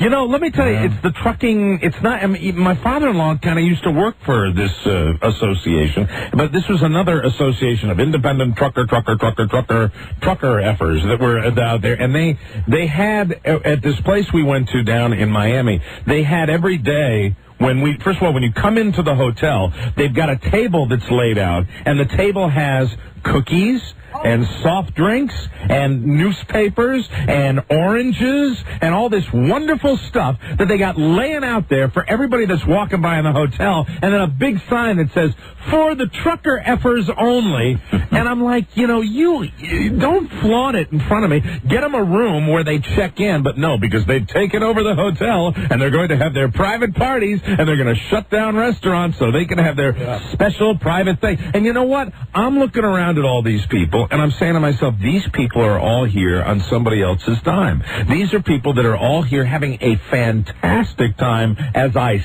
suffer, because these people are really enjoying themselves because it's probably free. Right. Some company's paying for it, and some company's bringing the whole family down. Meanwhile, I'm slogging through poison food, and one of the nights we go into this restaurant. All right, what was the poison food? It's the only night we eat at the restaurant at this place, because we looked around, and frankly, the restaurant just didn't look like we felt like doing it. We'd rather go off campus and go down to South Beach, man. Oh. Go down to the lovely, exciting nightlife of South Beach, which is a different story unto itself. But we had a good time the night we went out there, and there are a million different restaurants. So we didn't want to stay in the one little place with the conferences going on, because we wanted to go and be free. We got tired of that. We said one night we're going to go eat in one of these restaurants.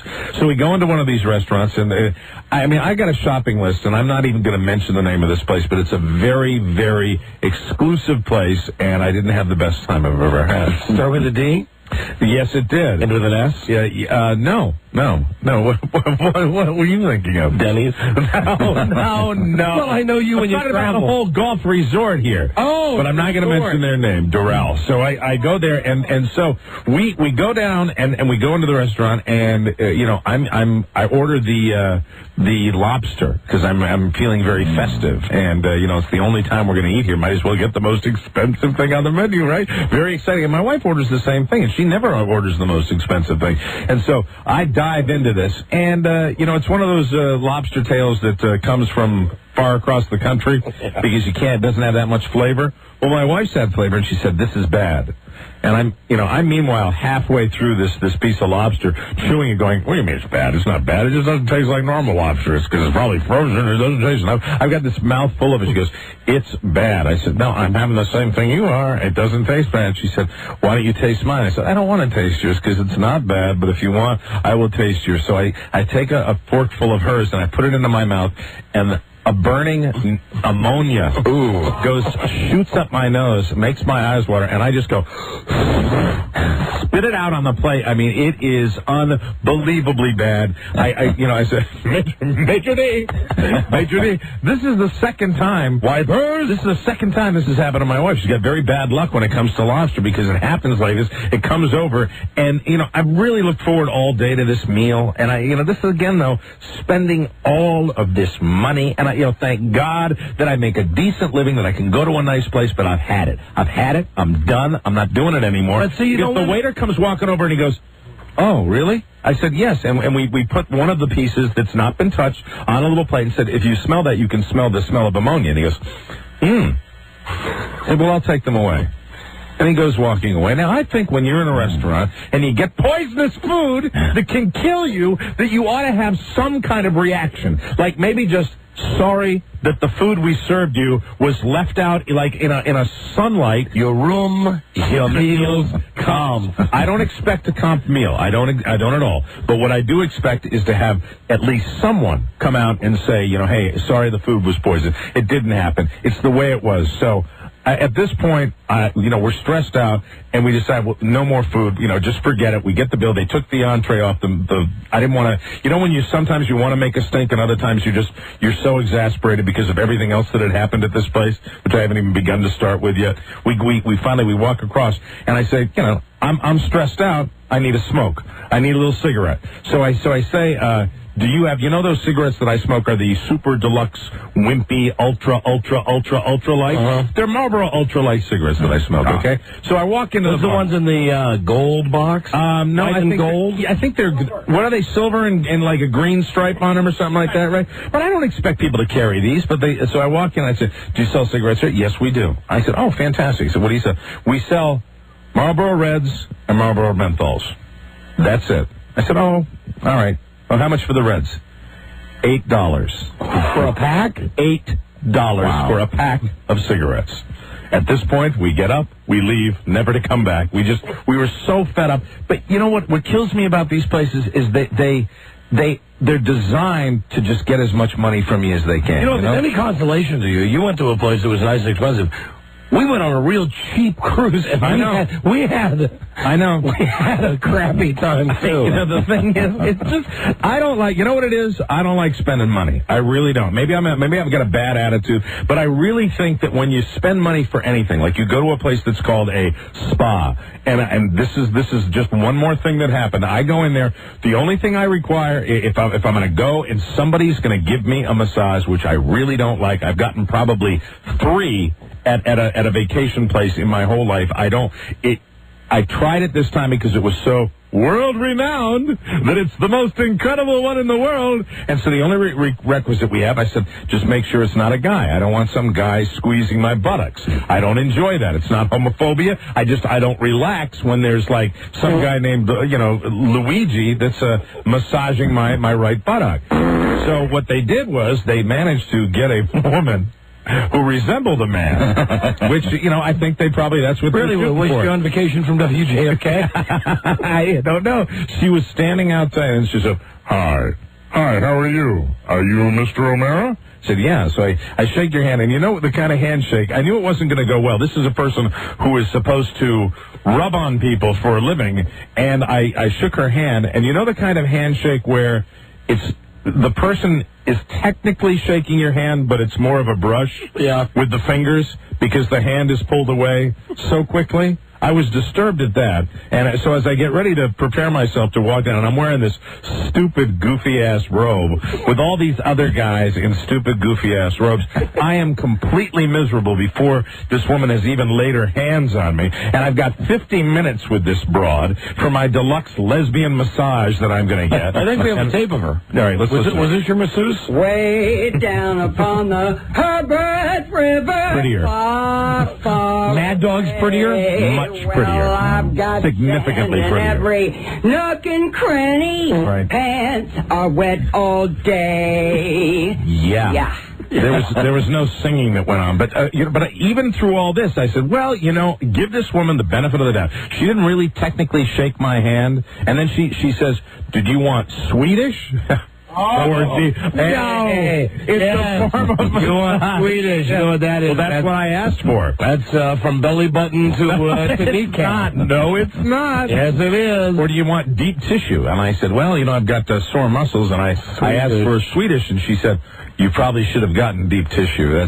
People always make that mistake. And I'm like, okay, F you. I already paid for the hour. So we go in, and the first 15 minutes So of a this, Swedish massage is not code for manual relief? Absolutely not. She didn't come within 17 miles of my genitals. And in those type of environments, they don't anyway. But at least I want to get somebody who's going to, rub on you a little bit. Well, the first 10 minutes, and we're talking about a 15-minute massager, so 10 minutes is a significant amount of time. She takes her fingers, right? She takes her fingers, and she's got kind of a New York accent, and she has a little odor.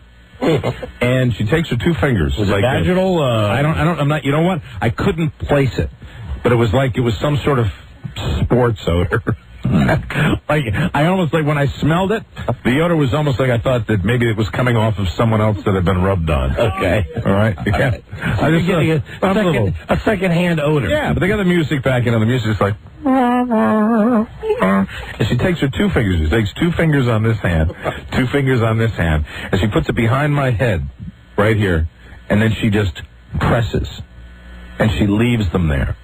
Now, I don't know whether in, massage school this is designed to be some sort of pressure point, but after about, 5 minutes of it, I'm like, what the F is going on here? And then she slowly moves it down the neck and just continues to press. Well, that, to me, is not a massage. That's not a massage. That's like some pressure point crap. Save that for, somebody you're trying to rehabilitate, because I don't want it. And the thing ends with this conversation on how she spends 20 minutes, the last 20 minutes, when I made the foolish mistake of opening my mouth and saying, are we almost done? No, that was her license to spend 20 minutes on how she hates the game of golf and how horrible the game of golf is. We're at a golf resort, and she's going on about, I don't know, I like, it's shocker, she likes softball. Okay, so she gets done. And the only thing about this, I canceled, I had 3 of these scheduled, I canceled the rest of them. So I saved it. That was the first one. Good for you. I canceled them. My wife went down, didn't have that good a time either. Canceled them. So we saved about, a gazillion dollars doing all this stuff. And we canceled everything, and we ended up spending very little time in the resort, and we just went out on our own and had a pretty good time being away from this place. But this place was just nasty. I mean, $8 poison food, $8 pack of cigarettes, terrible massage, and it just sucked. The whole thing sucked. You get a better Swedish massage, you get run over by a Volvo. But the thing is, driven by a member of ABBA. ABBA, Group ABBA. But the thing is, the one nice thing about this place is that the last day, we were going to be close to the airport. We were going to be very, very close to the airport. Now, when you've heard about the reputation that Miami International Airport has, I was always wondering how, I realized these were foreign tourists, but, at most airports, the signage is very clear. You can get to your rental car, you can drop it off, and you were wondering why these tourists were murdered. I found out why. Why? I found out why, because we had a flight that was going to leave at 7:30 in the morning. And so I said, we're 5 miles from the airport. If we leave at 6:15, we'll be fine. We'll get to the airport at about 6:25, and we will be 100% fine. I will drop you off, Laura, and then I will go return the rental car. You'll get somebody to help with the bags, and we will be set.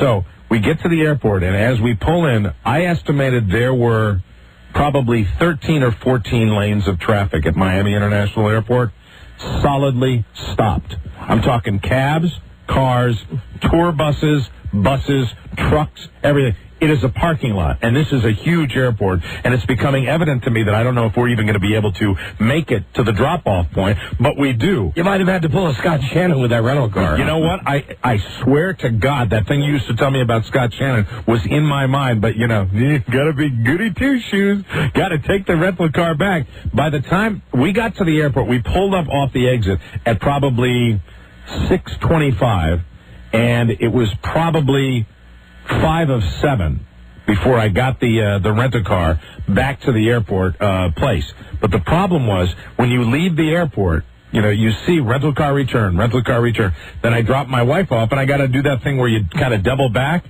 and there are no signs. And the traffic, there are just 8 lanes. This is 6:30 in the morning, and I'm starting to have a minor panic attack in the car, just going, I don't know where I'm going. I have no idea where I'm going. Help me. So I get up next to this shuttle driver who's driving for another rental car company, and I say, can you tell me where the Avis rental car place is? I have to drop the car off. And the guy looks at me, and he's got one of those things like Michael Jackson has, where he's got the vitiligo. Right. And he looks at me, and he goes, and he drives forward. I don't know if he's mad because of his skin condition or what the hell it is. To Miami. But so I finally come up on a cab, and your odds of really finding a cab driver who is going to be helpful are minuscule. But I get one guy who is coming in the other lane, and I say, excuse me, Avis rental car return. Avis rental car return. And the guy does one of these. He circles his hand like this, which is telling me, U-turn. And what's telling me really is, seriously, I'm about to make the most lethal U-turn I've ever made in my life. You know when you have the concrete pillars, the little Jersey walls that have the little brake, authorized vehicle only, and you've got 4 lanes of traffic coming 65 to 70 miles an hour with no real brake. The only way I'm going to make this U-turn, and I've got a line of cars now because there's no turn lane. It's not like I can get over to the left. I'm in the fast lane going in one direction, but I'm not going to get into some place where I don't know where I'm going. So I have these cars, and I go, honk for cash. Honk for cash. Oh, Jesus. I mean, you could not believe this. And I finally get a break, and I take that rental car, and I spin those wheels. Come out. I did not crash, but I made it back. And so I'm like, you did it. I'm driving back, and he said, make the U-turn. And then I'm like, I made the U-turn, but he didn't tell me anything else. I still have no effing idea where I'm going. I do not know where I'm going at all. There are no signs at all. Finally, I see rental car return. And I'm coming up on this, like, rental car return. Signs, I'm going to be set. I'm going to get there. This is going to be fantastic. There we go. I get closer, rental car return. I see rental car return. Underneath it says, $, budget, with an arrow. No other sign. So I take a right-hand turn, and I just say, okay, I'll go down to the $, thing. I'll go down to the budget thing. I go down maybe half a mile. I still see no rental car places at all. And then I see rental car return with another arrow, and I come back around the other way, and I see the $, place. And I see a guy at the $, place who's, in the little security kiosk. Right, he's the guy that checks out your car. Right. And I walk up to him. Now, he works there, okay? He's in a security car. He works for the rental car company, okay? He lives and is employed in Miami for a rental car company. I roll down the window. I say, excuse me, do you know where the Avis drop-off is? And he looks at me and he says, no, I don't, sir. Effer! It's 5 after 7. My plane leaves at 7:30. I am starting to have a heart attack. Laura's at the airport. I go to the next place, the budget that was on the side. I see the guy at budget. At this point, the guy looks at me. I said, do you know where Avis drop-off is? And, not a lot of verbal communication. He points, just keep going. Keep going. And suddenly, like, you hear the heavens going, oh. I pull into the Avis thing, and I was wrong about the time, because at the time when the guy told me where to go, it was 5 of 7. So it's 7 o'clock, and I'm pulling, and I'm like, there are odds that this is going to be okay.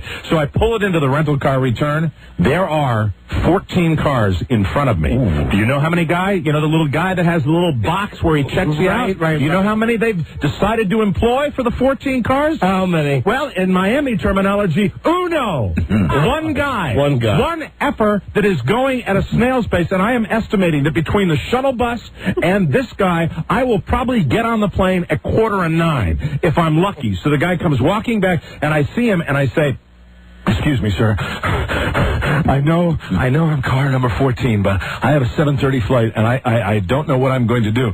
And he goes, and a lady comes out, and this is this woman who is this vision of loveliness. She's this 80-year-old woman that's working for Avis Rent-A-Car. She actually goes back to my car. She says, get in. I said, why? She said, I'll take you to the airport.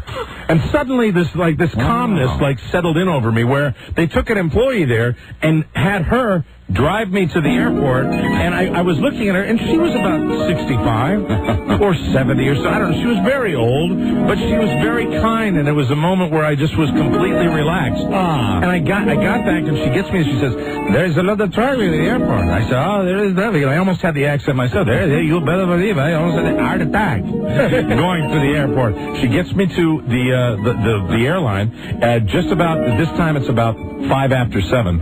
I see, and it's actually 10 after 7. I see Laura, and we do the mad dash, the OJ through the airport thing, where we're sprinting down there, and we sprint down, and when we finally get there, as soon as if you're in line for gate check, I think you're going to be on the airplane. So I relax because there's a very long line for the United ticket counter, and as I look at the ticket counter, I see there are 3 ladies on the Los Angeles flight that are checking people in, and that flight left at 7 o'clock. So there are 3 women who are really doing nothing.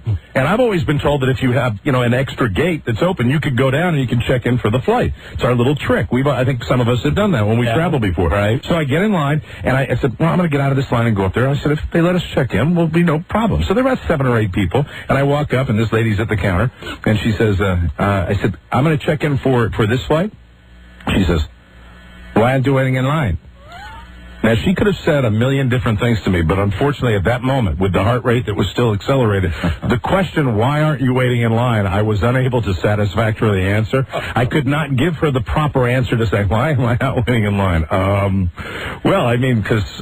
So here's what I said to her. This is in my infinite stupidity. This is what I said. Well, I noticed that sometimes a friend of mine, I'm like making it up, a friend of mine said that many times when there's an empty counter, even though it's not your flight, you can check in.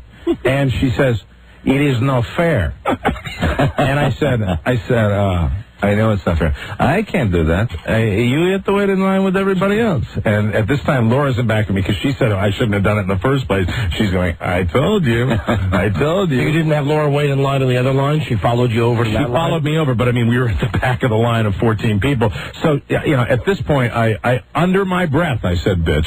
Because, I swear to God, I knew that eventually she was going to come into my life somewhere, so I didn't want her to hear it. We get back in line, we go through this line, and sure enough, there are 3. By this time, my friend who has said, it's not fair, this big, fat woman says, it's not fair. And I'm sitting in line, and I'm looking because she has joined the other 2 people at my gate check-in.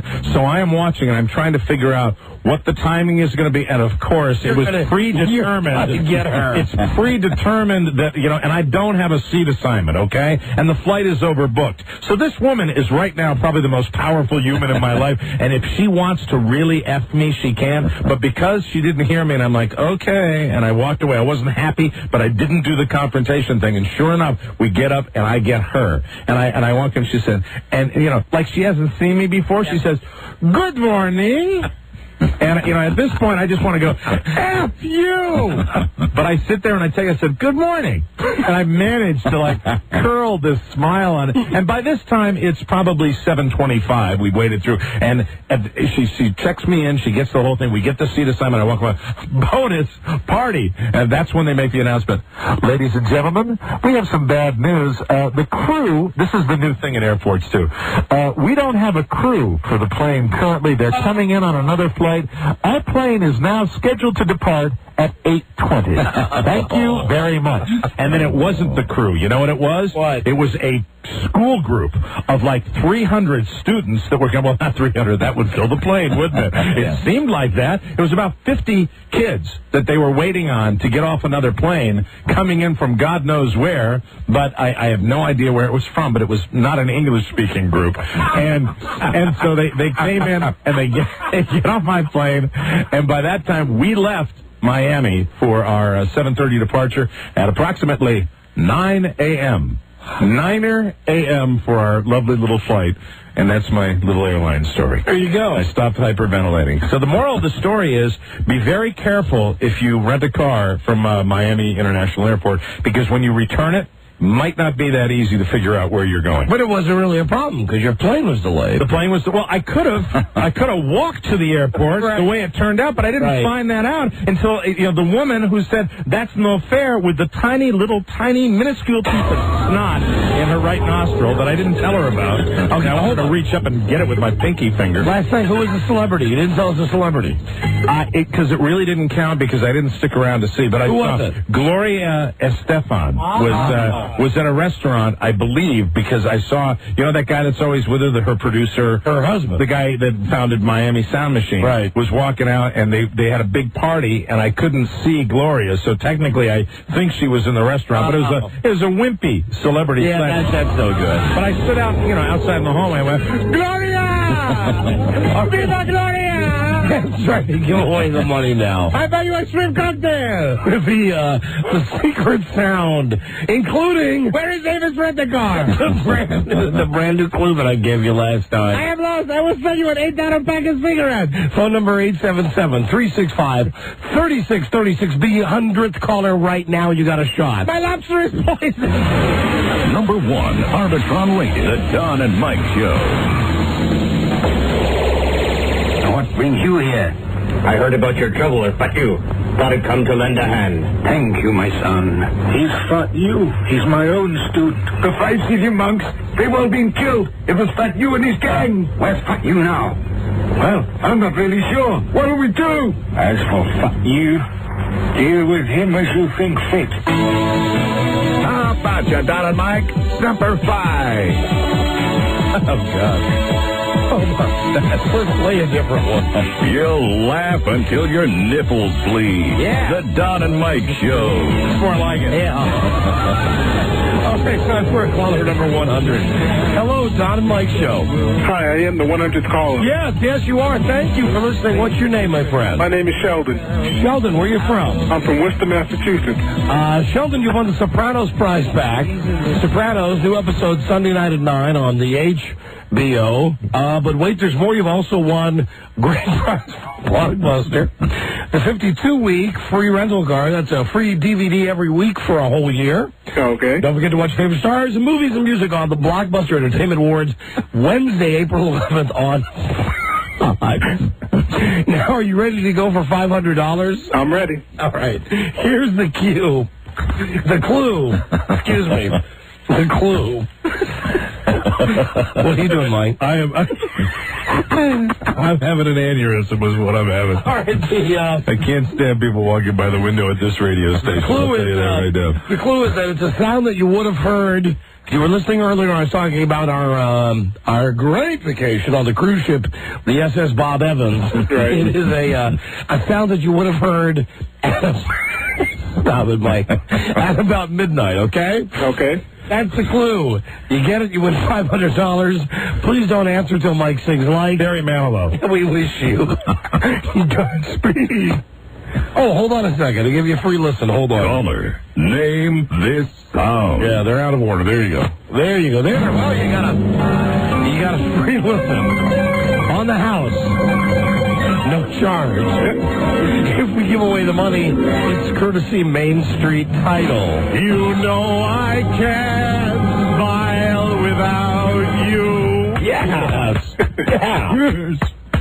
Gene stands alone on that one. Yeah, sorry about that. For $500, give us, what's the sound? A camera shutter. No. Oh. Sorry, that's not it. Okay. You're goddamn close. Now. I know. You're goddamn close. All right. You hear the guess, Rob? I did, but it's not right. A camera shutter. Not right. Jeremy's cell phone. Gotcha. All right, thank you. Don't forget that every guess is a clue. For you. For I'm writing down my guess now. All right. Thank you, my friend. Thanks for listening. Hold on a second. Hold on. All right, what's your guess, Mike?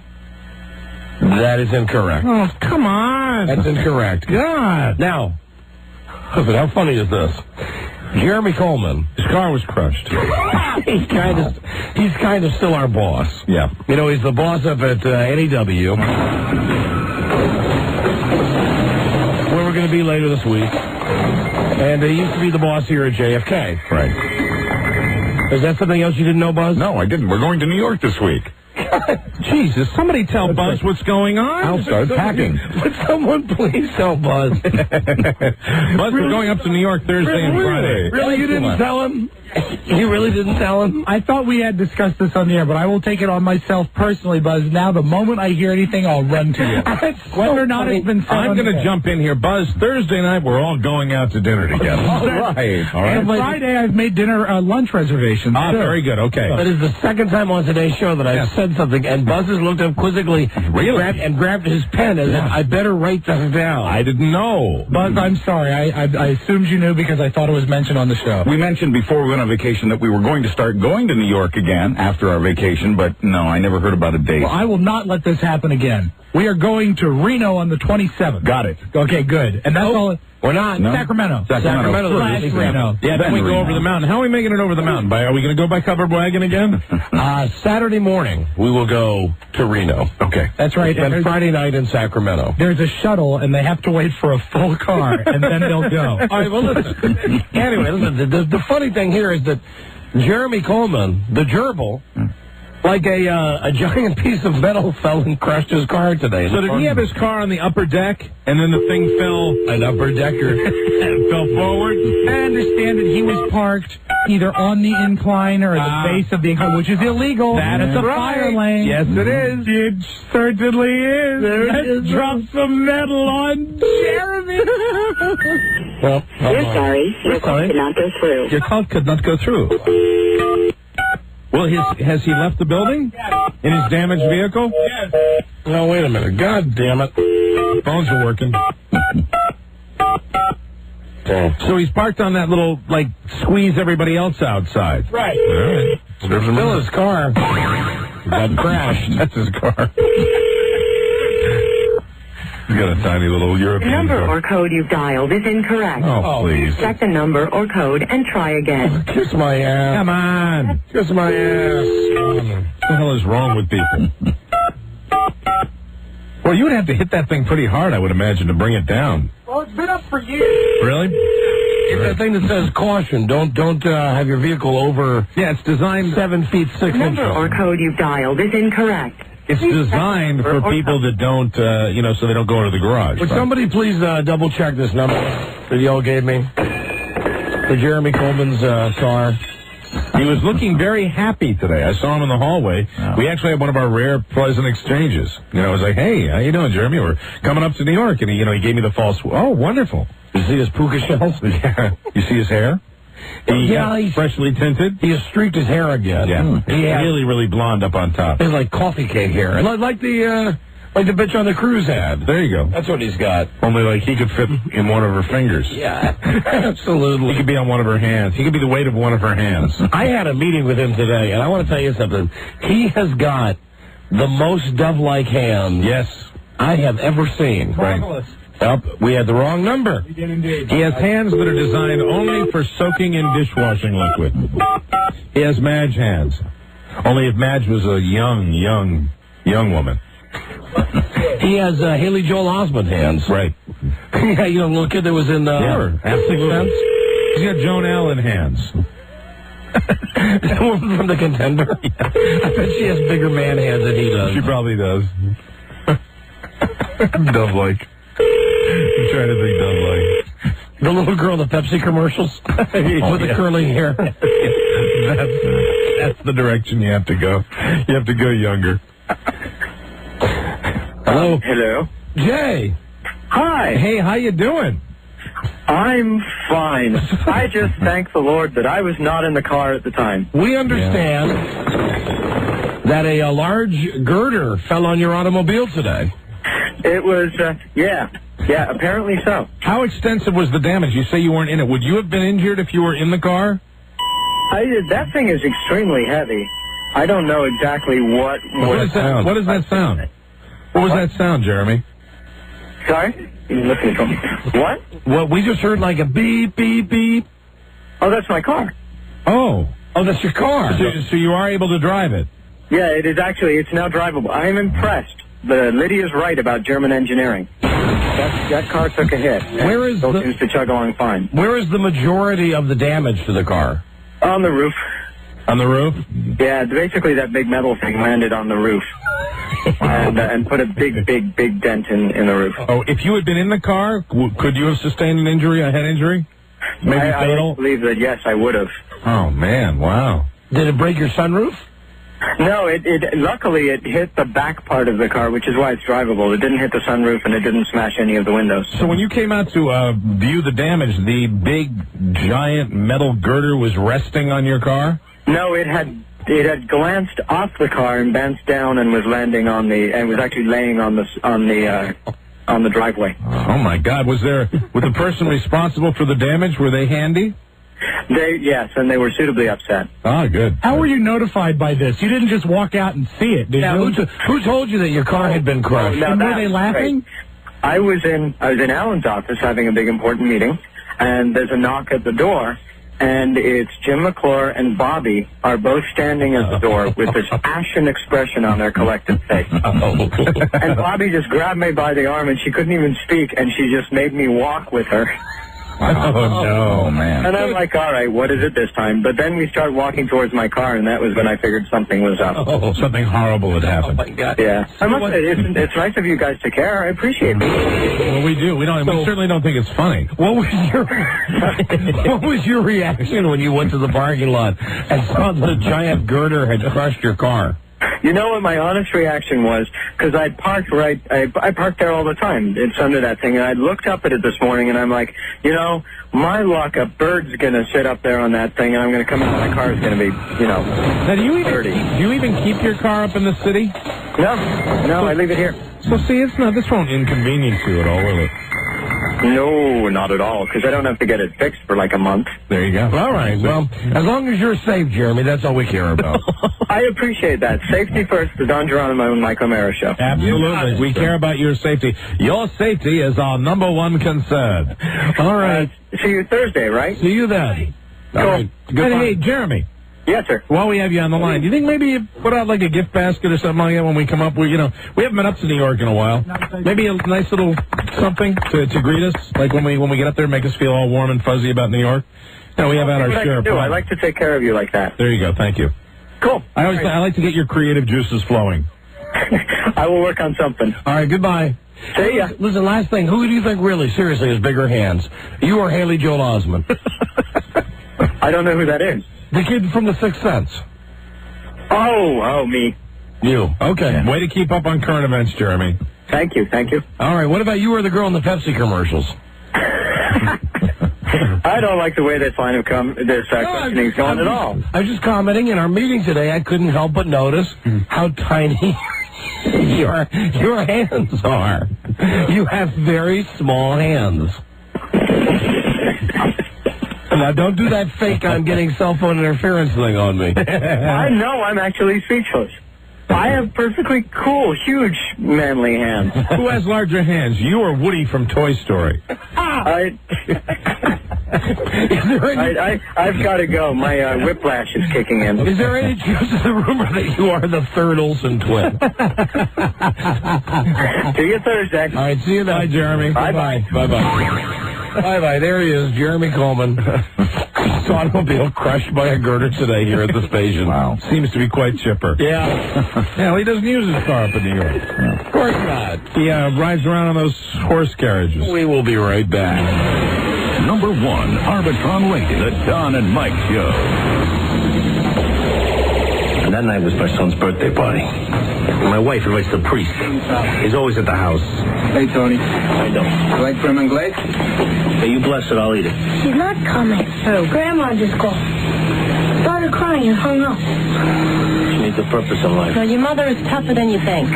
So what, no f***ing Dee now? Hey! We're here with AJ, Robert Eiler, who did the greatest thing last year by saying, well, you got to say it for me. Oh, come on. I did it once. That's it. Oh, come on, one more. No, because then next year you'll want another one. Absolutely. And another one. I don't have it in me. Gotta say it. I can say something else is f***ing it. I like that. How about you never listen to the f***ing Don and Mike show? You never listen to the f***ing Don and Mike show. But you could listen to him on f***ing NEW every night. So you can listen to the f***ing NEW every night. Thanks so much for your time. All right, thank you. From from the makers of Crouching Speedwack Hidden Broyhill. It's the Don and Mike Show. That's right. That's our Captain Kangaroo right there. Right. Tomorrow on the show, Charlie Stossel paying off his bet. Yes. He predicted that Tom Hanks would win the Oscar. Of course, Russell Crowe won the Oscar. Yes. Isn't this the second time you've given Charlie a pie? Yeah. And I think I had an email from him over the weekend. I think he thinks we bet $100 too. Yeah, I think there was. We can go back. We can check all that stuff. It could have been. Also, tomorrow, Barry Williams. Barry from The Sound of Music. And now that we're all caught up on our vacations and stuff. And I'm sitting here going, we got one break before the news. Right. We're not going to have time to do this Pray for Bob Hope's story justice. Bob Hope, who's fading fast and has been for the last 20 years. We're not going to have time to do justice to George Bush's Nazi ties. Fascinated by that story. We'll have to do that on tomorrow's episode. We definitely don't have time today to get into the actual script of the day the clown cried. Yeah, Jerry Lewis's attempt to do a comedy about a concentration camp. Yeah, we got to do that tomorrow. I do think, though, I do have time to get into this. It's the article from Radio and Records, the Disc Jockey magazine. Yeah, this is fresh off. We had crap practice last night, so I'm going to listen to you very carefully as you read this story. Let me point out that for those of you who don't know, for years, Mike and I have goofed on disc jockeys, especially this one disc jockey, Jack Diamond. Yes. Disc jockeys who have bands. Right. Now, say to Mike's credit, yes, that this is just a band that, up to this point, right, you've said you've gotten together for fun and you're going to play at your golf club, and that's about it. Yeah, no, we've got tremendous expectations now. We're going to hit the road before the end of the summer. Good. Okay, well, so go ahead. So lay it all on me. I want to get that out. We've got high designs on crap. Crap is still crappy, but crap is going to be out there. When he was 8 years old, Jack Diamond took guitar lessons. But, as he recalls, the guitar was much too big, and I was much too small. Yeah, thank you. Such was the extent of his music background. That never changed, incidentally. Fast forward to 1991. We see WRQX Washington's Morning Talent at a station-sponsored picnic, where band members call him on stage to perform with them. I said I don't play or sing, and they said I was perfect. We'll unplug your guitar, recalls Diamond. The listeners were enthusiastic, and I figured this would be a good promotional vehicle for my morning show. Now, keep in mind, I'm reading this out of a trade sheet, okay? So This is an Inside Radio publication. Sure. The experience led him to join the band and stay with them for several years. Yeah, man. Coincidentally, the group was called Diamond Alley, but they had nothing to do with me. Welcome to the alley. They're truly great performers. In 1996, Jack Diamond and Diamond Alley lead guitarist Jim Steed left the band. With Diamond's wife, Lisa, and several other members, they formed what rhythm guitarist-singer Diamond calls an honest-to-God band. The band is called The Jack Diamond. That is the name of the band? The Jack Diamond. The Jack Diamond. The Jack Diamond. Oh, my God. For those of you doing the Jack Diamond personal life timeline here. Yes. 1996, it says, with Diamond's wife, Lisa, and several other members, they formed this new band. Well, isn't that about the time he dumped his wife? No, in 1996. No, he was still with his wife. Yeah, he just dumped his wife last year. That's right. So, if they want to be accurate on R&R, they should write that in 1996, this girl wasn't his wife. Right. This girl was just the girl in the band who eventually he would leave his wife and kids for. In 1996, now that I have my facts straight, he was married to another woman. Yes, Pam. Yes, sir, yes, Pam, Don. Okay, so here we go. It's an honest-to-God band called the Jack Diamond. It's not a novelty band, he says. We play cover versions of the songs Mix plays, as well as quite a number of original songs. Lisa has a great voice, and we kick ass whenever we do anything by Sheryl Crow, Melissa Etheridge, or Alanis Morissette. While he has an affinity for classic rock, Diamond says, we do justice to Matchbox 20, Third Eye Blind, and Vertical Horizon. Think of the promotional value of having your morning personality on stage playing your station's music and bantering with the crowd about station events. It's an amazingly powerful tool. I think the only powerful tool is Jack Diamond, to be honest. He's a very powerful tool. Candidly rating himself as a musician, Diamond says, "It's a damned good thing I play with a band. I'm okay with what I do, but I don't consider myself to be a musician of the quality we play on mix. However, God, isn't that nice of him? What modesty he's got there. However, if you have the passion, it's pretty easy to pick it up." Oh, yeah. Yes, if you got the passion, it's pretty easy to be Matchbox 20. Yeah, absolutely. Yes, I'm not of their caliber, not the recording artists that I play on my radio station. Okay, now we're going to get to the good part. All right. There was a time when the trio became, in Diamond's words, too popular. They played every Thursday from 6 to 9 p.m. But he says, that wasn't terribly intrusive on the morning show because Lisa and I live less than 1/2 mile from the venue. I like to point out, it's not here. I'm pretty sure the venue is like an Applebee's or something. Yeah, like that. Yeah, that's the only venues you can get. Now, trust me. All right, now here's when you get to the out-and-out lying. Okay.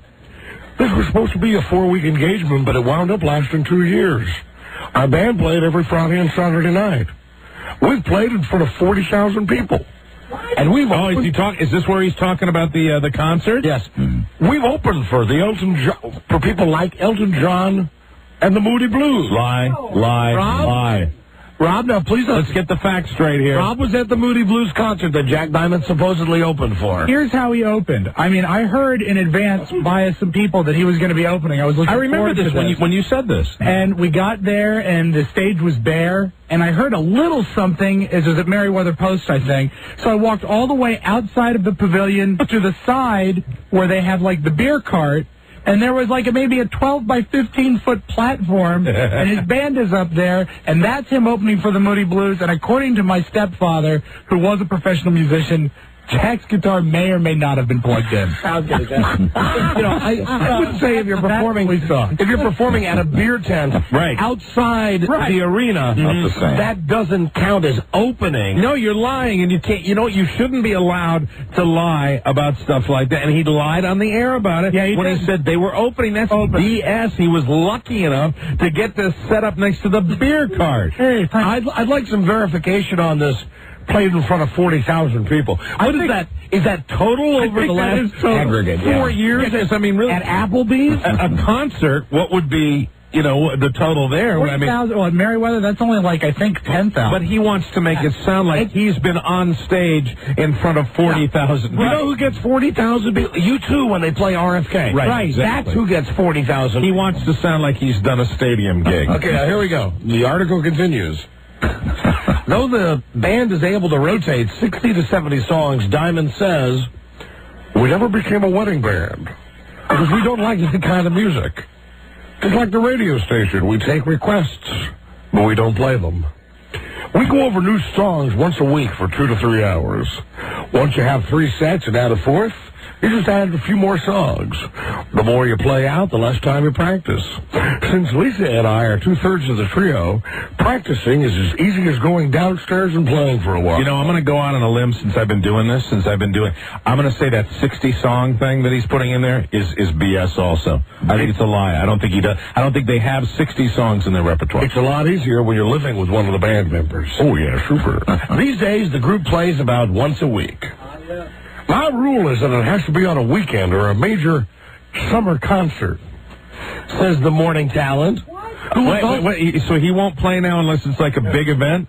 My rule is it has to be on a weekend or for a major summer concert, says the morning talent, who is also open for Paul Simon and Bob Dylan. He's lying! Yeah, I like some documentation on that. Come on! Jesus Christ. What a liar. Jesus Christ. Let me see. Hold on a second. But that isn't Diamond's biggest jewel. That distinction came last December when he and Lisa entertained with John Bon Jovi and Stevie Wonder at a party following Al Gore's concession speech.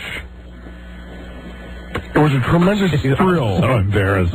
It was a tremendous thrill for Lisa and me to sing Twist and Shout answer vocals with John Bon Jovi. Okay, you know what that means? That means he was probably one of about 50 people. And he was, I'll make you wanna, and everybody else, right? Shout! Come on, say it now, shout! Exactly. Say it now, Yeah, probably about 1 million people up on stage. When the opportunity presents itself, you go for it. The crowd erupted when the vice president entered the room. As Diamond recalls, just minutes earlier, the man had conceded the presidency of the United States. I was stunned when the first public words out of his mouth were, "Ladies and gentlemen, let's hear it for Jack Diamond." Oh, God, no. He is such a liar. He is complete. Doesn't this make you want to quit your band? Not in 1,000,000 years. Oh, my God. You don't want me to quit either, do you? Oh, no. Hey, how you doing? How would you have any material? You make fun of me for 10 years doing that. We're having too much fun. It's an honest-to-God band. It's called The Jack Diamond. Yeah, we got an honest-goodness band, too. It's called Crap. We do justice to Matchbox 20, Third Eye Blind, Vertical Horizon. We barely limped through 2 songs that we've got in our chart. We played in front of 40,000 people. We've played in my basement. We've opened for people like Elton John of the Moody Blues. Last night we performed in front of Mary O'Mara, 81 years old. We all said, "Hi, Mom." We are able to rotate 60 to 70 songs. We are desperately trying to get 14 on our playlist. Although we got a girl who says she works at a place where Jack Diamond's band Good. plays. I'd like to, because one of the things really, though, that doing this, I am having fun doing this, and it is the most fun I've had. I think it's my midlife crisis. But the one thing, why lie? Because if you're going to go out and you're going to be in public, well, because if you lie, I mean, it's crap. He wants to make himself. The other guys in this article, I know one of the guys, Ryan Seacrest, is the guy who works at Star FM in Los Angeles. Right. He's a guy who really does on-camera stuff for NBC. Right. And the other guy that they talked to is a guy from Chicago who's the public address announcer at Comiskey Park for the White Sox. Right. So they both do have interesting, outside jobs. Right. I'm sure they said that to Harvey when they called him for the interview. They said, hey, we got the guy who's on NBC, and we got the guy who does the public address at the White Sox games, and, suddenly he can't just say that he's playing at Applebee's. He's got to make up the fact that he's played in front of 40,000 people. Anybody that's ever played a musical instrument, you want to feel like that, and you want, you pretend it's like an ultimate fantasy, but it's absolutely not true. And if you don't have it in perspective, all you do is subject yourself to embarrassment. And you know something? If you go out there, which Crap will be touring this summer, if you go out in public, you embarrass yourself anyway. If you know that you're going to embarrass yourself, just say it going in, because then it won't be as bad. I like the documentation. I'd like to see the ticket that says Paul Simon, opening act, Jack Diamond. Bob Dylan, opening act, Jack Diamond. I will go on record here and say that no matter how much Crap practices, usually once a week, we will not be opening for any major act this summer. Hey, but next year, Rob, next year we're ready for the stadiums. Next year it'll be Mike in this article. That's right, talking about, let me tell you right now, we have opened for 40,000 people. Hey, Carrie? Carrie, hi, you worked in a place where Jack Diamond's band was? I did. I used to work at a small local restaurant in Gaithersburg, and I can remember working there, and I just think it's funny that if he opened up for those big-name bands, why he would be coming, to a small restaurant in Gaithersburg. And I remember the hype was, we worked there, and we were like, there's going to be so many people there coming in, and I can remember as soon as the show started, no one ever showed up. What was the name of the place you worked at? It was O'Donnell's Restaurant in the Kentlands in Gaithersburg. Oh, in the Kentlands in Gaithersburg. And how many people does that place hold? Well, they have an outside balcony set up in the spring and summertime for bands to come and play. It can probably maybe hold like 50 people seating on the outside, but I don't even think that the place was full. 50 people. 50 people. Listen, let me tell you something. You add enough of those 50 people up, and it will equal 40,000. All right. Thank you. Thank you for the call. No problem. Bye-bye. My goal for Crap is not to perform in front of 40,000 people. My goal for Crap is to someday perform in front of people and have them leave saying, We almost recognized that song. Hello. Hello, this is Jennifer. Oops, we lost her. Hello, Don and Mike show. Hello. Hello. Is this Don? Yeah, Don and Mike. Hey, my name is Bob, and I just wanted to give you some insight on Jack Diamond and the band. I think we've got the insight that the guy is a lying MFer. Oh, yeah, that's absolutely correct. But I tell you, it goes a little further than that. You know, they do unplug his guitar once in a while. That's funny. Well, they do. And the band kind of has a little nickname for when him and Bert were together. Yeah. They were called Jack Neoff and Squirt. Very good. Thank you, my friend. Hello, Don and Mike show. Hey, Don and Mike. Hi there. Hey, whenever, back in September, the band that I'm with played on that same stage that Jack Diamond did, that's to the left of the Meriwether Post Pavilion. You mean out by we were there before Def Leppard played. Out by the there beer? was no way that there was over 40,000 people there. And Def Leppard was a lot bigger band than the Moody Blues. Hold on. So you were playing out by where? Out by the beer tents? Yeah, where the beer tent is. It's called the Levi's stage. You're like what you are is the local entertainment for people milling around before the opening act, if there is an opening act. Before the main act. You're giving him too much credit. I've seen stages like this, and they have one at the Nissan Pavilion. This was not a stage. This was a platform. Right. You could go around back of this platform. Yeah, it's like a little kiosk thing without the top on. Yeah, not even sides or a roof, just a platform. Let me ask you, like a box. In your band, would you ever brag that you opened for Def Leppard? Well, I got to admit that we put it down on our website as we did open for Def Leppard, but in actuality, no, we didn't, because we actually caught the flow of people that were coming in from the side gate, and they were actually stopping to watch us before the main band, before the opening band for Def Leppard. But you weren't really on the real stage, though, right? Oh, hell no. All right, thank you, my friend. But he's closer to being an opening act because he had a real stage. Hello. Not a box. Don and Mike show. Hello. Hello. Hey. Hi. Yeah, I was actually at that Dylan Simon show, and it was the same deal where he's playing over at the beer tent, and actually one dude walked by and, like, threw a buck up on stage, like, you know. Well, which concert was this at? The Paul Simon, Bob Dylan concert that he said he opened for. Oh, so it's both of them together? Yeah. Yeah, it was Paul Simon and Bob. So in the article, he said he opened for Bob Dylan opened for Paul Simon. If you read the article, it says the morning talent who recently opened for Paul Simon and Bob Dylan. Oh, God. Okay, gotcha. Thank you. Yeah. That is so totally jive. Bye-bye. That's so Harvey. That's so Harvey. It is. It's all Harvey. And, I mean, Harvey doing what Harvey's done for a million years. Hey, thank you. Hey, thanks a lot. Listen, we recently opened for the Moody Blues. Did you see us on the box?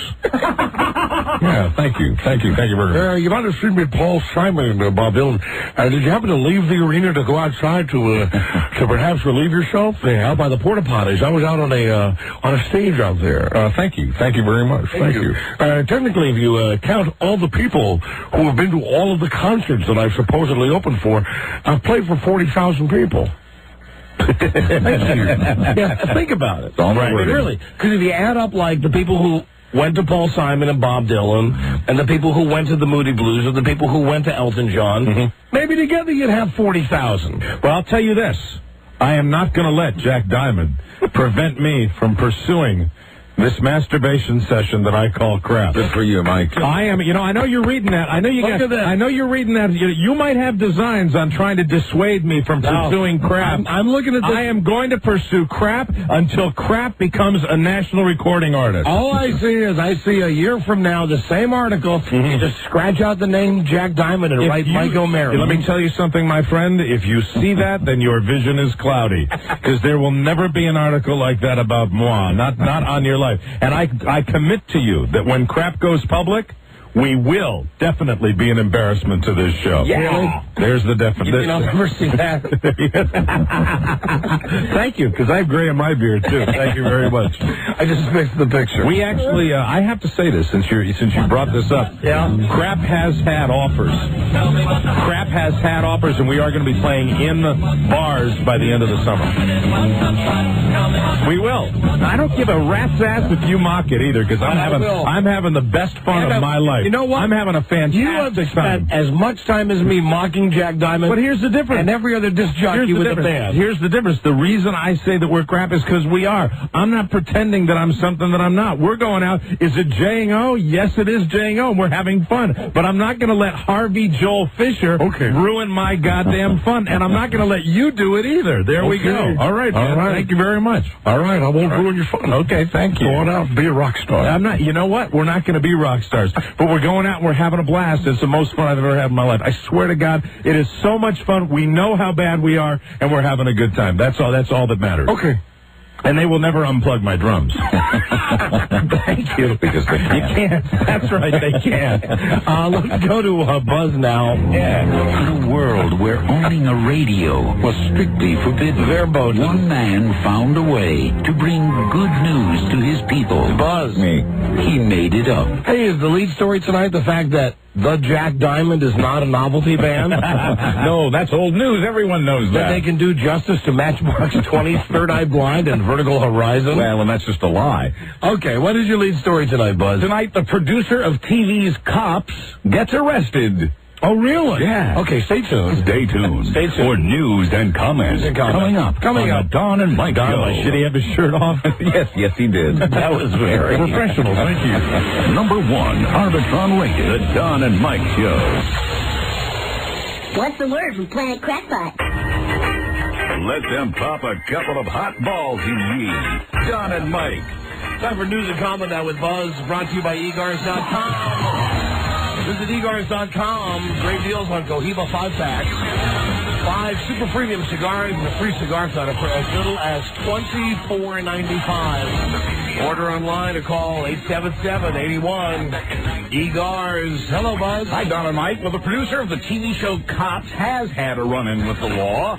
Murray Jordan was arrested on drunken driving charges in Atlanta last night. Oh, Murray. He was there to meet with the police to set up the filming of an episode of that show in Atlanta. Police say Jordan was stopped after he made an illegal left turn. They say he told officers he'd had 4 glasses of wine with dinner. Get your hands off me. You think they taped it for the show? No, I don't think he had his camera with him at the time. That's funny. A police spokesman says plans for the upcoming episode in Atlanta have not necessarily been scuttled by Jordan's arrest.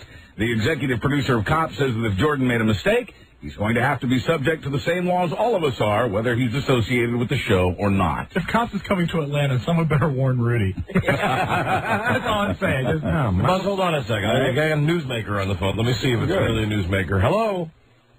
Hey. Are you really calling from Tokyo? I am. Wow. I listened to you had mentioned before you went on break that there was someone downloading your show on Napster, and you know what? That's what I have to do. I'm from the D.C. area, so I used to listen to you guys all the time when I was back home, but now I live in Tokyo, so I'm reduced to this. I love this, though. My brother told me a couple of weeks ago, and he lives in an area where he can't hear our show. Right. That he has gone to Napster. He lives in an area where they don't have running water. And there's somebody out there, God bless him, I wish I knew the guy who's doing this, who is downloading the show every day. Right. And putting it on Napster. And I mentioned it, and I got a call from someone at CBS. They were upset that I was promoting this, and I was happy about it, and I said, I am happy. I want our show to be on the Internet. Right, we want to be heard all around the world. Yeah, so, I mean, this is a great way, it's a great way around the stupid CBS rule that will not let us be on the Internet, that if you go to Napster, I don't know how long it takes to download. Sure. How long does it take to download one of our shows? About 3 hours. All right, so obviously you got to invest some time. But if you've got the time to turn your computer on and download, there's some guy out there, bless his heart, whoever the schmuck is, who's taking the time to record our show and then download it on Napster. But that is the greatest thing that I've heard in a long time. Sure. That's fantastic. The The only way I get to listen to you guys. And how are things in Tokyo? Not bad. A little cold, but pretty good otherwise. Come in, Tokyo. All right, that's a private joke. Thank you. Domo arigato, Mr. Roboto. And there we go. He's gone. Hey, we can get hung up on even that far overseas. Right. Well, China says we will get our spy plane crew back soon. You will get your spy plane back soon. The U.S. Oh, you will get them back. We feel right giving them back to you. We will steal all the technology on your plane. Then we will give the plane back to you, a shell of its former self. We rob the Etch-a-Sketch you have. We will hang a banner around your neck, and we will execute you. You must tell us, the technology of the Etch-a-Sketch. When you shake it, all of the lines, they disappear. That is what we call magic here in China. We will not give you back your plane or your men. We are also very interested with Invisible Dog. It seems to be a car that you can walk down a boardwalk with, and it looks like you are walking an actual invisible dog. And we are still trying to steal the technology for the Super Bowl. How can it bounce so high? We would like to see it bounce high in China. The U.S. is demanding the crew members' immediate release. President Bush had a news conference this afternoon and stepped up the rhetoric a little bit, saying that the U.S. is trying to avoid an international incident over this. We're concerned about AIDS inside our White House. Please, to explain this silly putty. China's demanding... I swear to God, I was just going to say that. You put it on the newspaper, on the funny papers, and it transfer onto the Siri putty. Please to explain... Please to explain rubber dog feces. It appears to be a real feces of a dog, but it is fake. Very funny. In China. China is demanding an apology for the collision that brought one of our planes down on one of their islands. The U.S. is refusing to apologize. China says the crash was our fault. We say it was theirs. The plane is as big as a 737 and carried 22 Navy personnel along with one Marine and one member of the Air Force. We are absolutely amazed by spirograph. I can't believe that. What is the spirograph we are finding on this airplane? That's weird. That is truly weird that we have both thought of the same things at the same time. Hey, Rob just gave me a good one. Yes. What is an easy bake oven? Make good General Chow chicken. Easy bake oven. Tell us the secret of this, Americans. It is a full-size oven in the shape of a toy from China. Who is Marabou Barbie? All of these American spy secrets. These are fantastic toys. We wish to have their secrets in China. Buzz, hold on, please. Hold on. Right. Then we will go to see your auntie, okay? Okay. We'll be right back. Number 1, Arbitron Lincoln, the Don and Mike Show. I don't know whether to laugh or vomit. 7.5 inches long and about 3 inches in girth. The Don and Mike Show. You know, you live in Las Vegas. Yes? Tell them that we're coming back. All right. Starting next Monday, we're going to be heard every day from noon to 4. We have a lot of fans out there. On KSFL. That'll be our brand new Las Vegas station. And we have other big affiliate news coming up, but I've been sworn to secrecy. Now here's Buzz. Hi, Don and Mike. Wall Street didn't like the news about China. Wall Street doesn't like much of anything these days and is always looking for an excuse. The Dow today down nearly 400 points at one point. Closed down today just under 300 points at 292. The NASDAQ was down 110. So what's the final number? I never get that. I forgot. What was it, like 95, 94? That's what you like it. It's still under 10,000. Was it under 9? I don't know. Oh, come on, Buzz. I'll look it up. I know this is generally what most people care about. How many times has he asked you that? Well, 2 or 3 times now, and I get it now. Yes, 2 or 3 times. All right, I will check. What is the number? We need the number. Is there any way you can get it on your computer right now? I'm waiting for the browser to load now. Okay. In the meantime, can we move on? Do we have browser loading music? Hello, John and Mike Show. Hello? Does it sound like Greenspawn? Somebody calling might have the number. Hello, Don and Mike. Hello. I was wondering if it's down like on in Boston. Yeah, if you consider Worcester to be Boston, yes. What? If you consider Worcester, Mass. to be Boston, yes, we are. Okay. Do you know what station? Sorry, can't help you there, honey. Oh, whatever the worst station in Worcester is. Is this a woman? What? Is this a woman or a young man? I'm sorry. They're gone. 9,485.71. Thank you, Buzz. There's your answer. Appreciate that. What was the NASDAQ number? The NASDAQ was 1,673 on the button. What about the S&P? I don't have that in front of me. Oh, okay. That's going to take even longer. You know what? I don't even know what S&P stands for. So don't worry about Standard it. and Poor's. Okay. Americans S&P. S and poop. S-H-I and poop. Absolutely. Americans understand the air rage. The guy accused of breaking an airline ticket agent's neck. Fucking bull. That was on the Sopranos the other night. There's a lot of that. Was. The guy accused of breaking an airline ticket agent's neck, stinking poo, has been found innocent. A jury in Newark, New Jersey, thought about the aggravated assault case for 3.5 hours over 2 days and then set John Davis free. That means we can rough them all up now, right? Apparently so. The trial lasted a couple of weeks over an incident that began with an airline delay in a crowded terminal. The ticket agent spent 5 days in a coma after being slammed into the floor head first. I just said I'd like a window seat. But I've read about this trial, and what was testified was that while the customer was a jerk, the airline guy behind the counter reached over and grabbed the guy's wife. And that's when the customer said, hey, listen, pal, no, don't touch my wife. Nobody touches my wife. And that's when the two of them started fighting. I also heard that one of the gate agents said it's not fair. No fair. No fair. I'm sorry. It's no fair. I should have read the documents before. I think the word was not, but it turned out to be no. No fair? No fair. John Davis says the agent attacked him first. The agent says... John Davidson? Not John Davis, who's the passenger's name. It's me, Jim J. Bullock.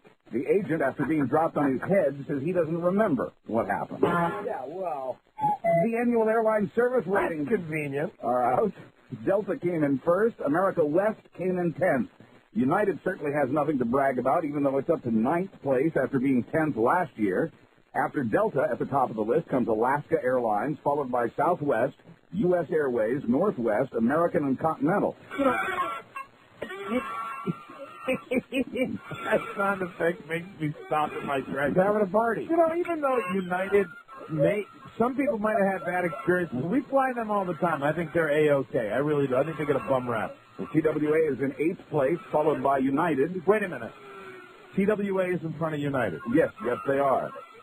Now, we've all had those experiences, haven't we, gentlemen? Yes, we have. That's a shared experience. Mm-hmm. Absolutely. And then America West. The rankings are based on how often the airline's planes are on time. Is that music, incidentally, is that for the Delta people celebrating being number one?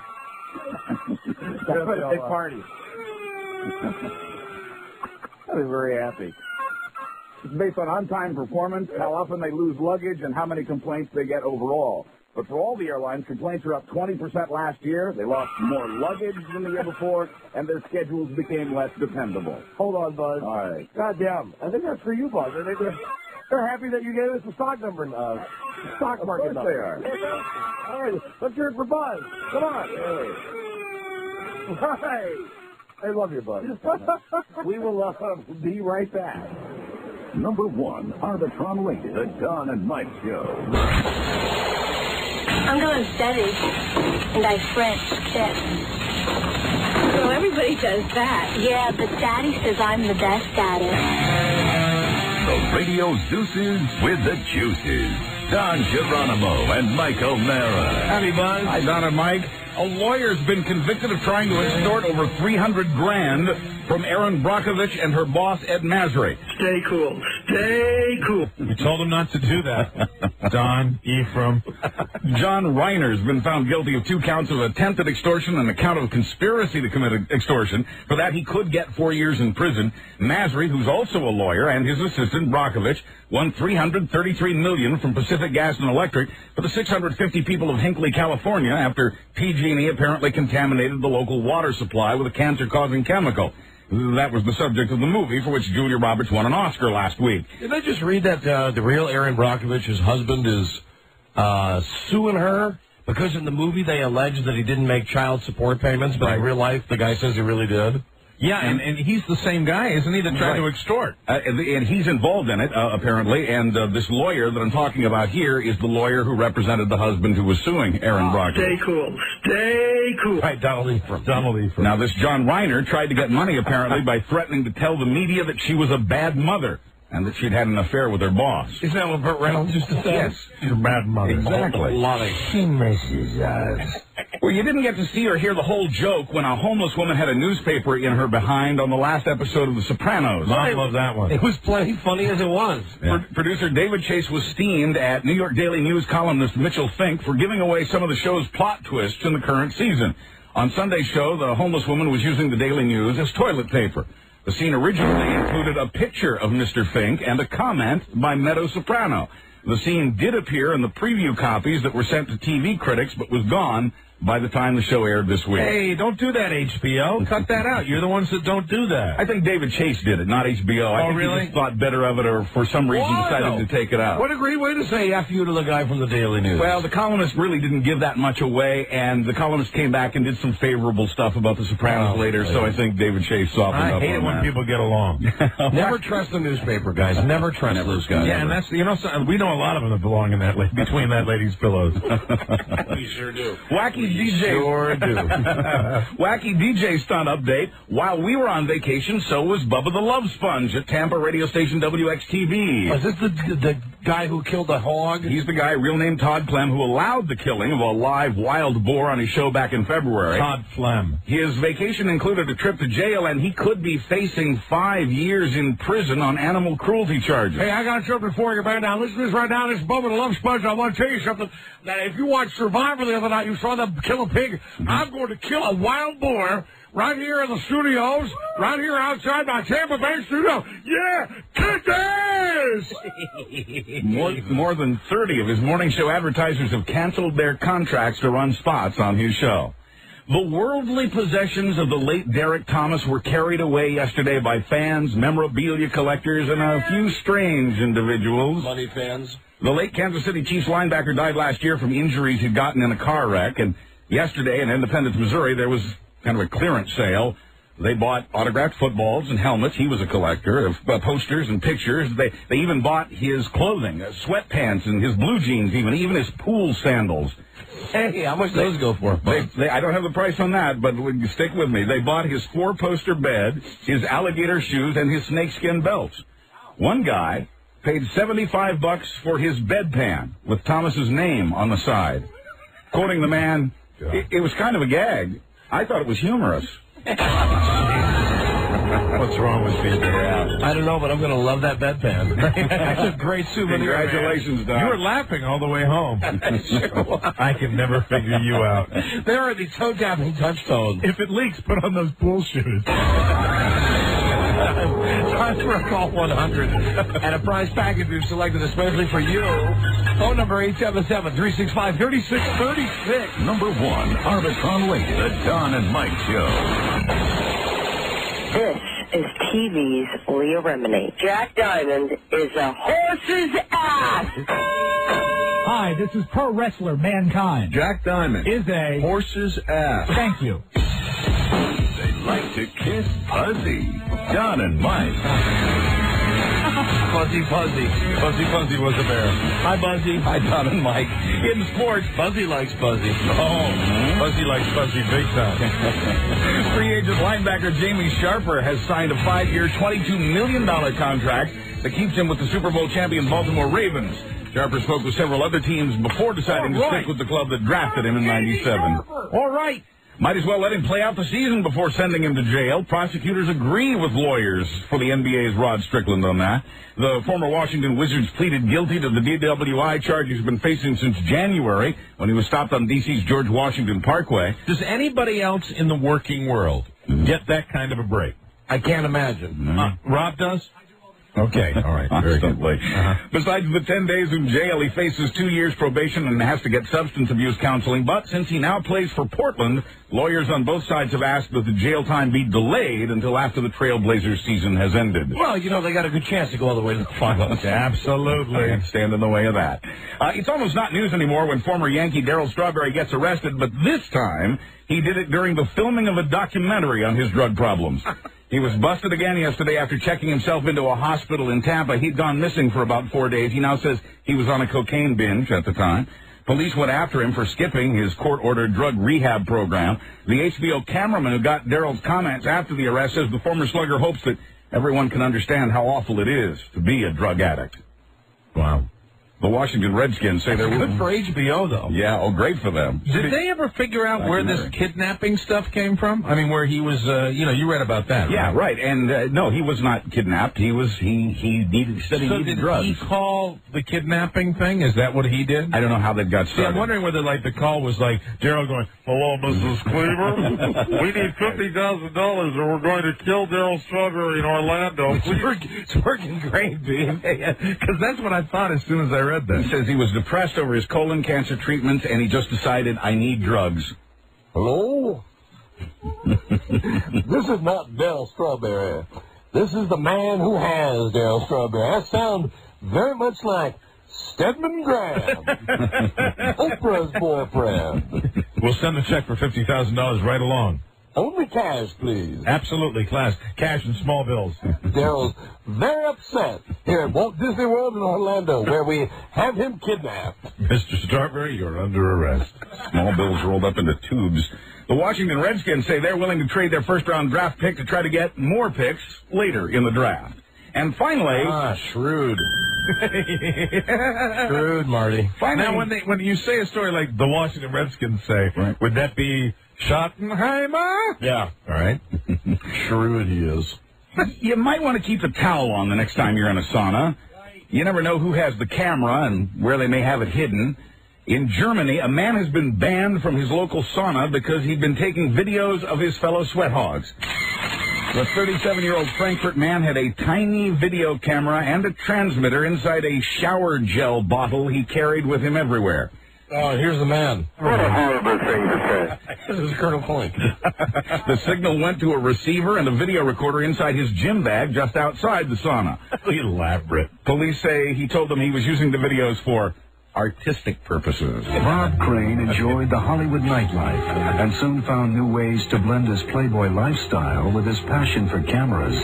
The star began to videotape men in gyms. As co-star Werner Klemperer recalls, I don't know whether you would call them pornographic, but they were erotic films of men's balls that he enjoyed filming.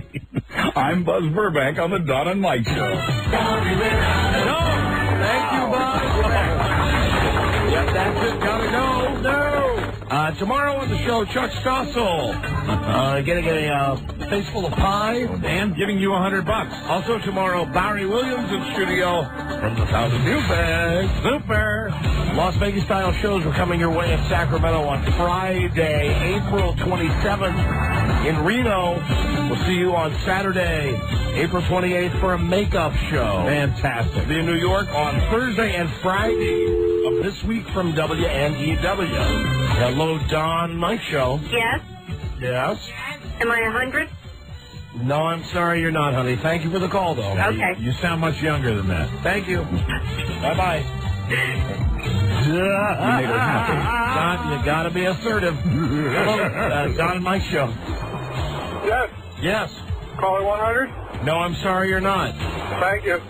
We've been gone a while, Don. Yeah, we have been. We're going to be here for 3 more months, though, Mike. No vacation for 3 months. All right. Hello, Don and Mike Show.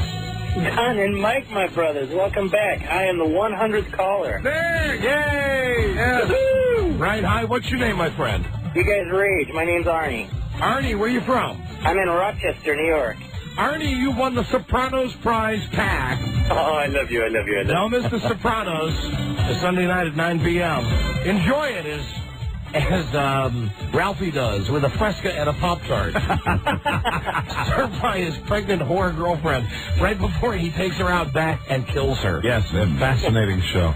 Only on HBO, soundtrack now in stores. Thank you for listening. Thank you. On WHTK in Rochester. That's it. We'll be back tomorrow with a new episode. Thank you and good night, Buzz. Thank you. Good night, Don. Thank you. Good night, Mike. Thank you. Good night, Don. Robbie? Welcome back, guys. Throw that German officer's hat in the air, just like Sydney. Tyler Moore. You might have made it after all.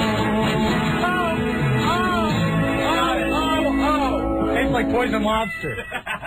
We will see you tomorrow.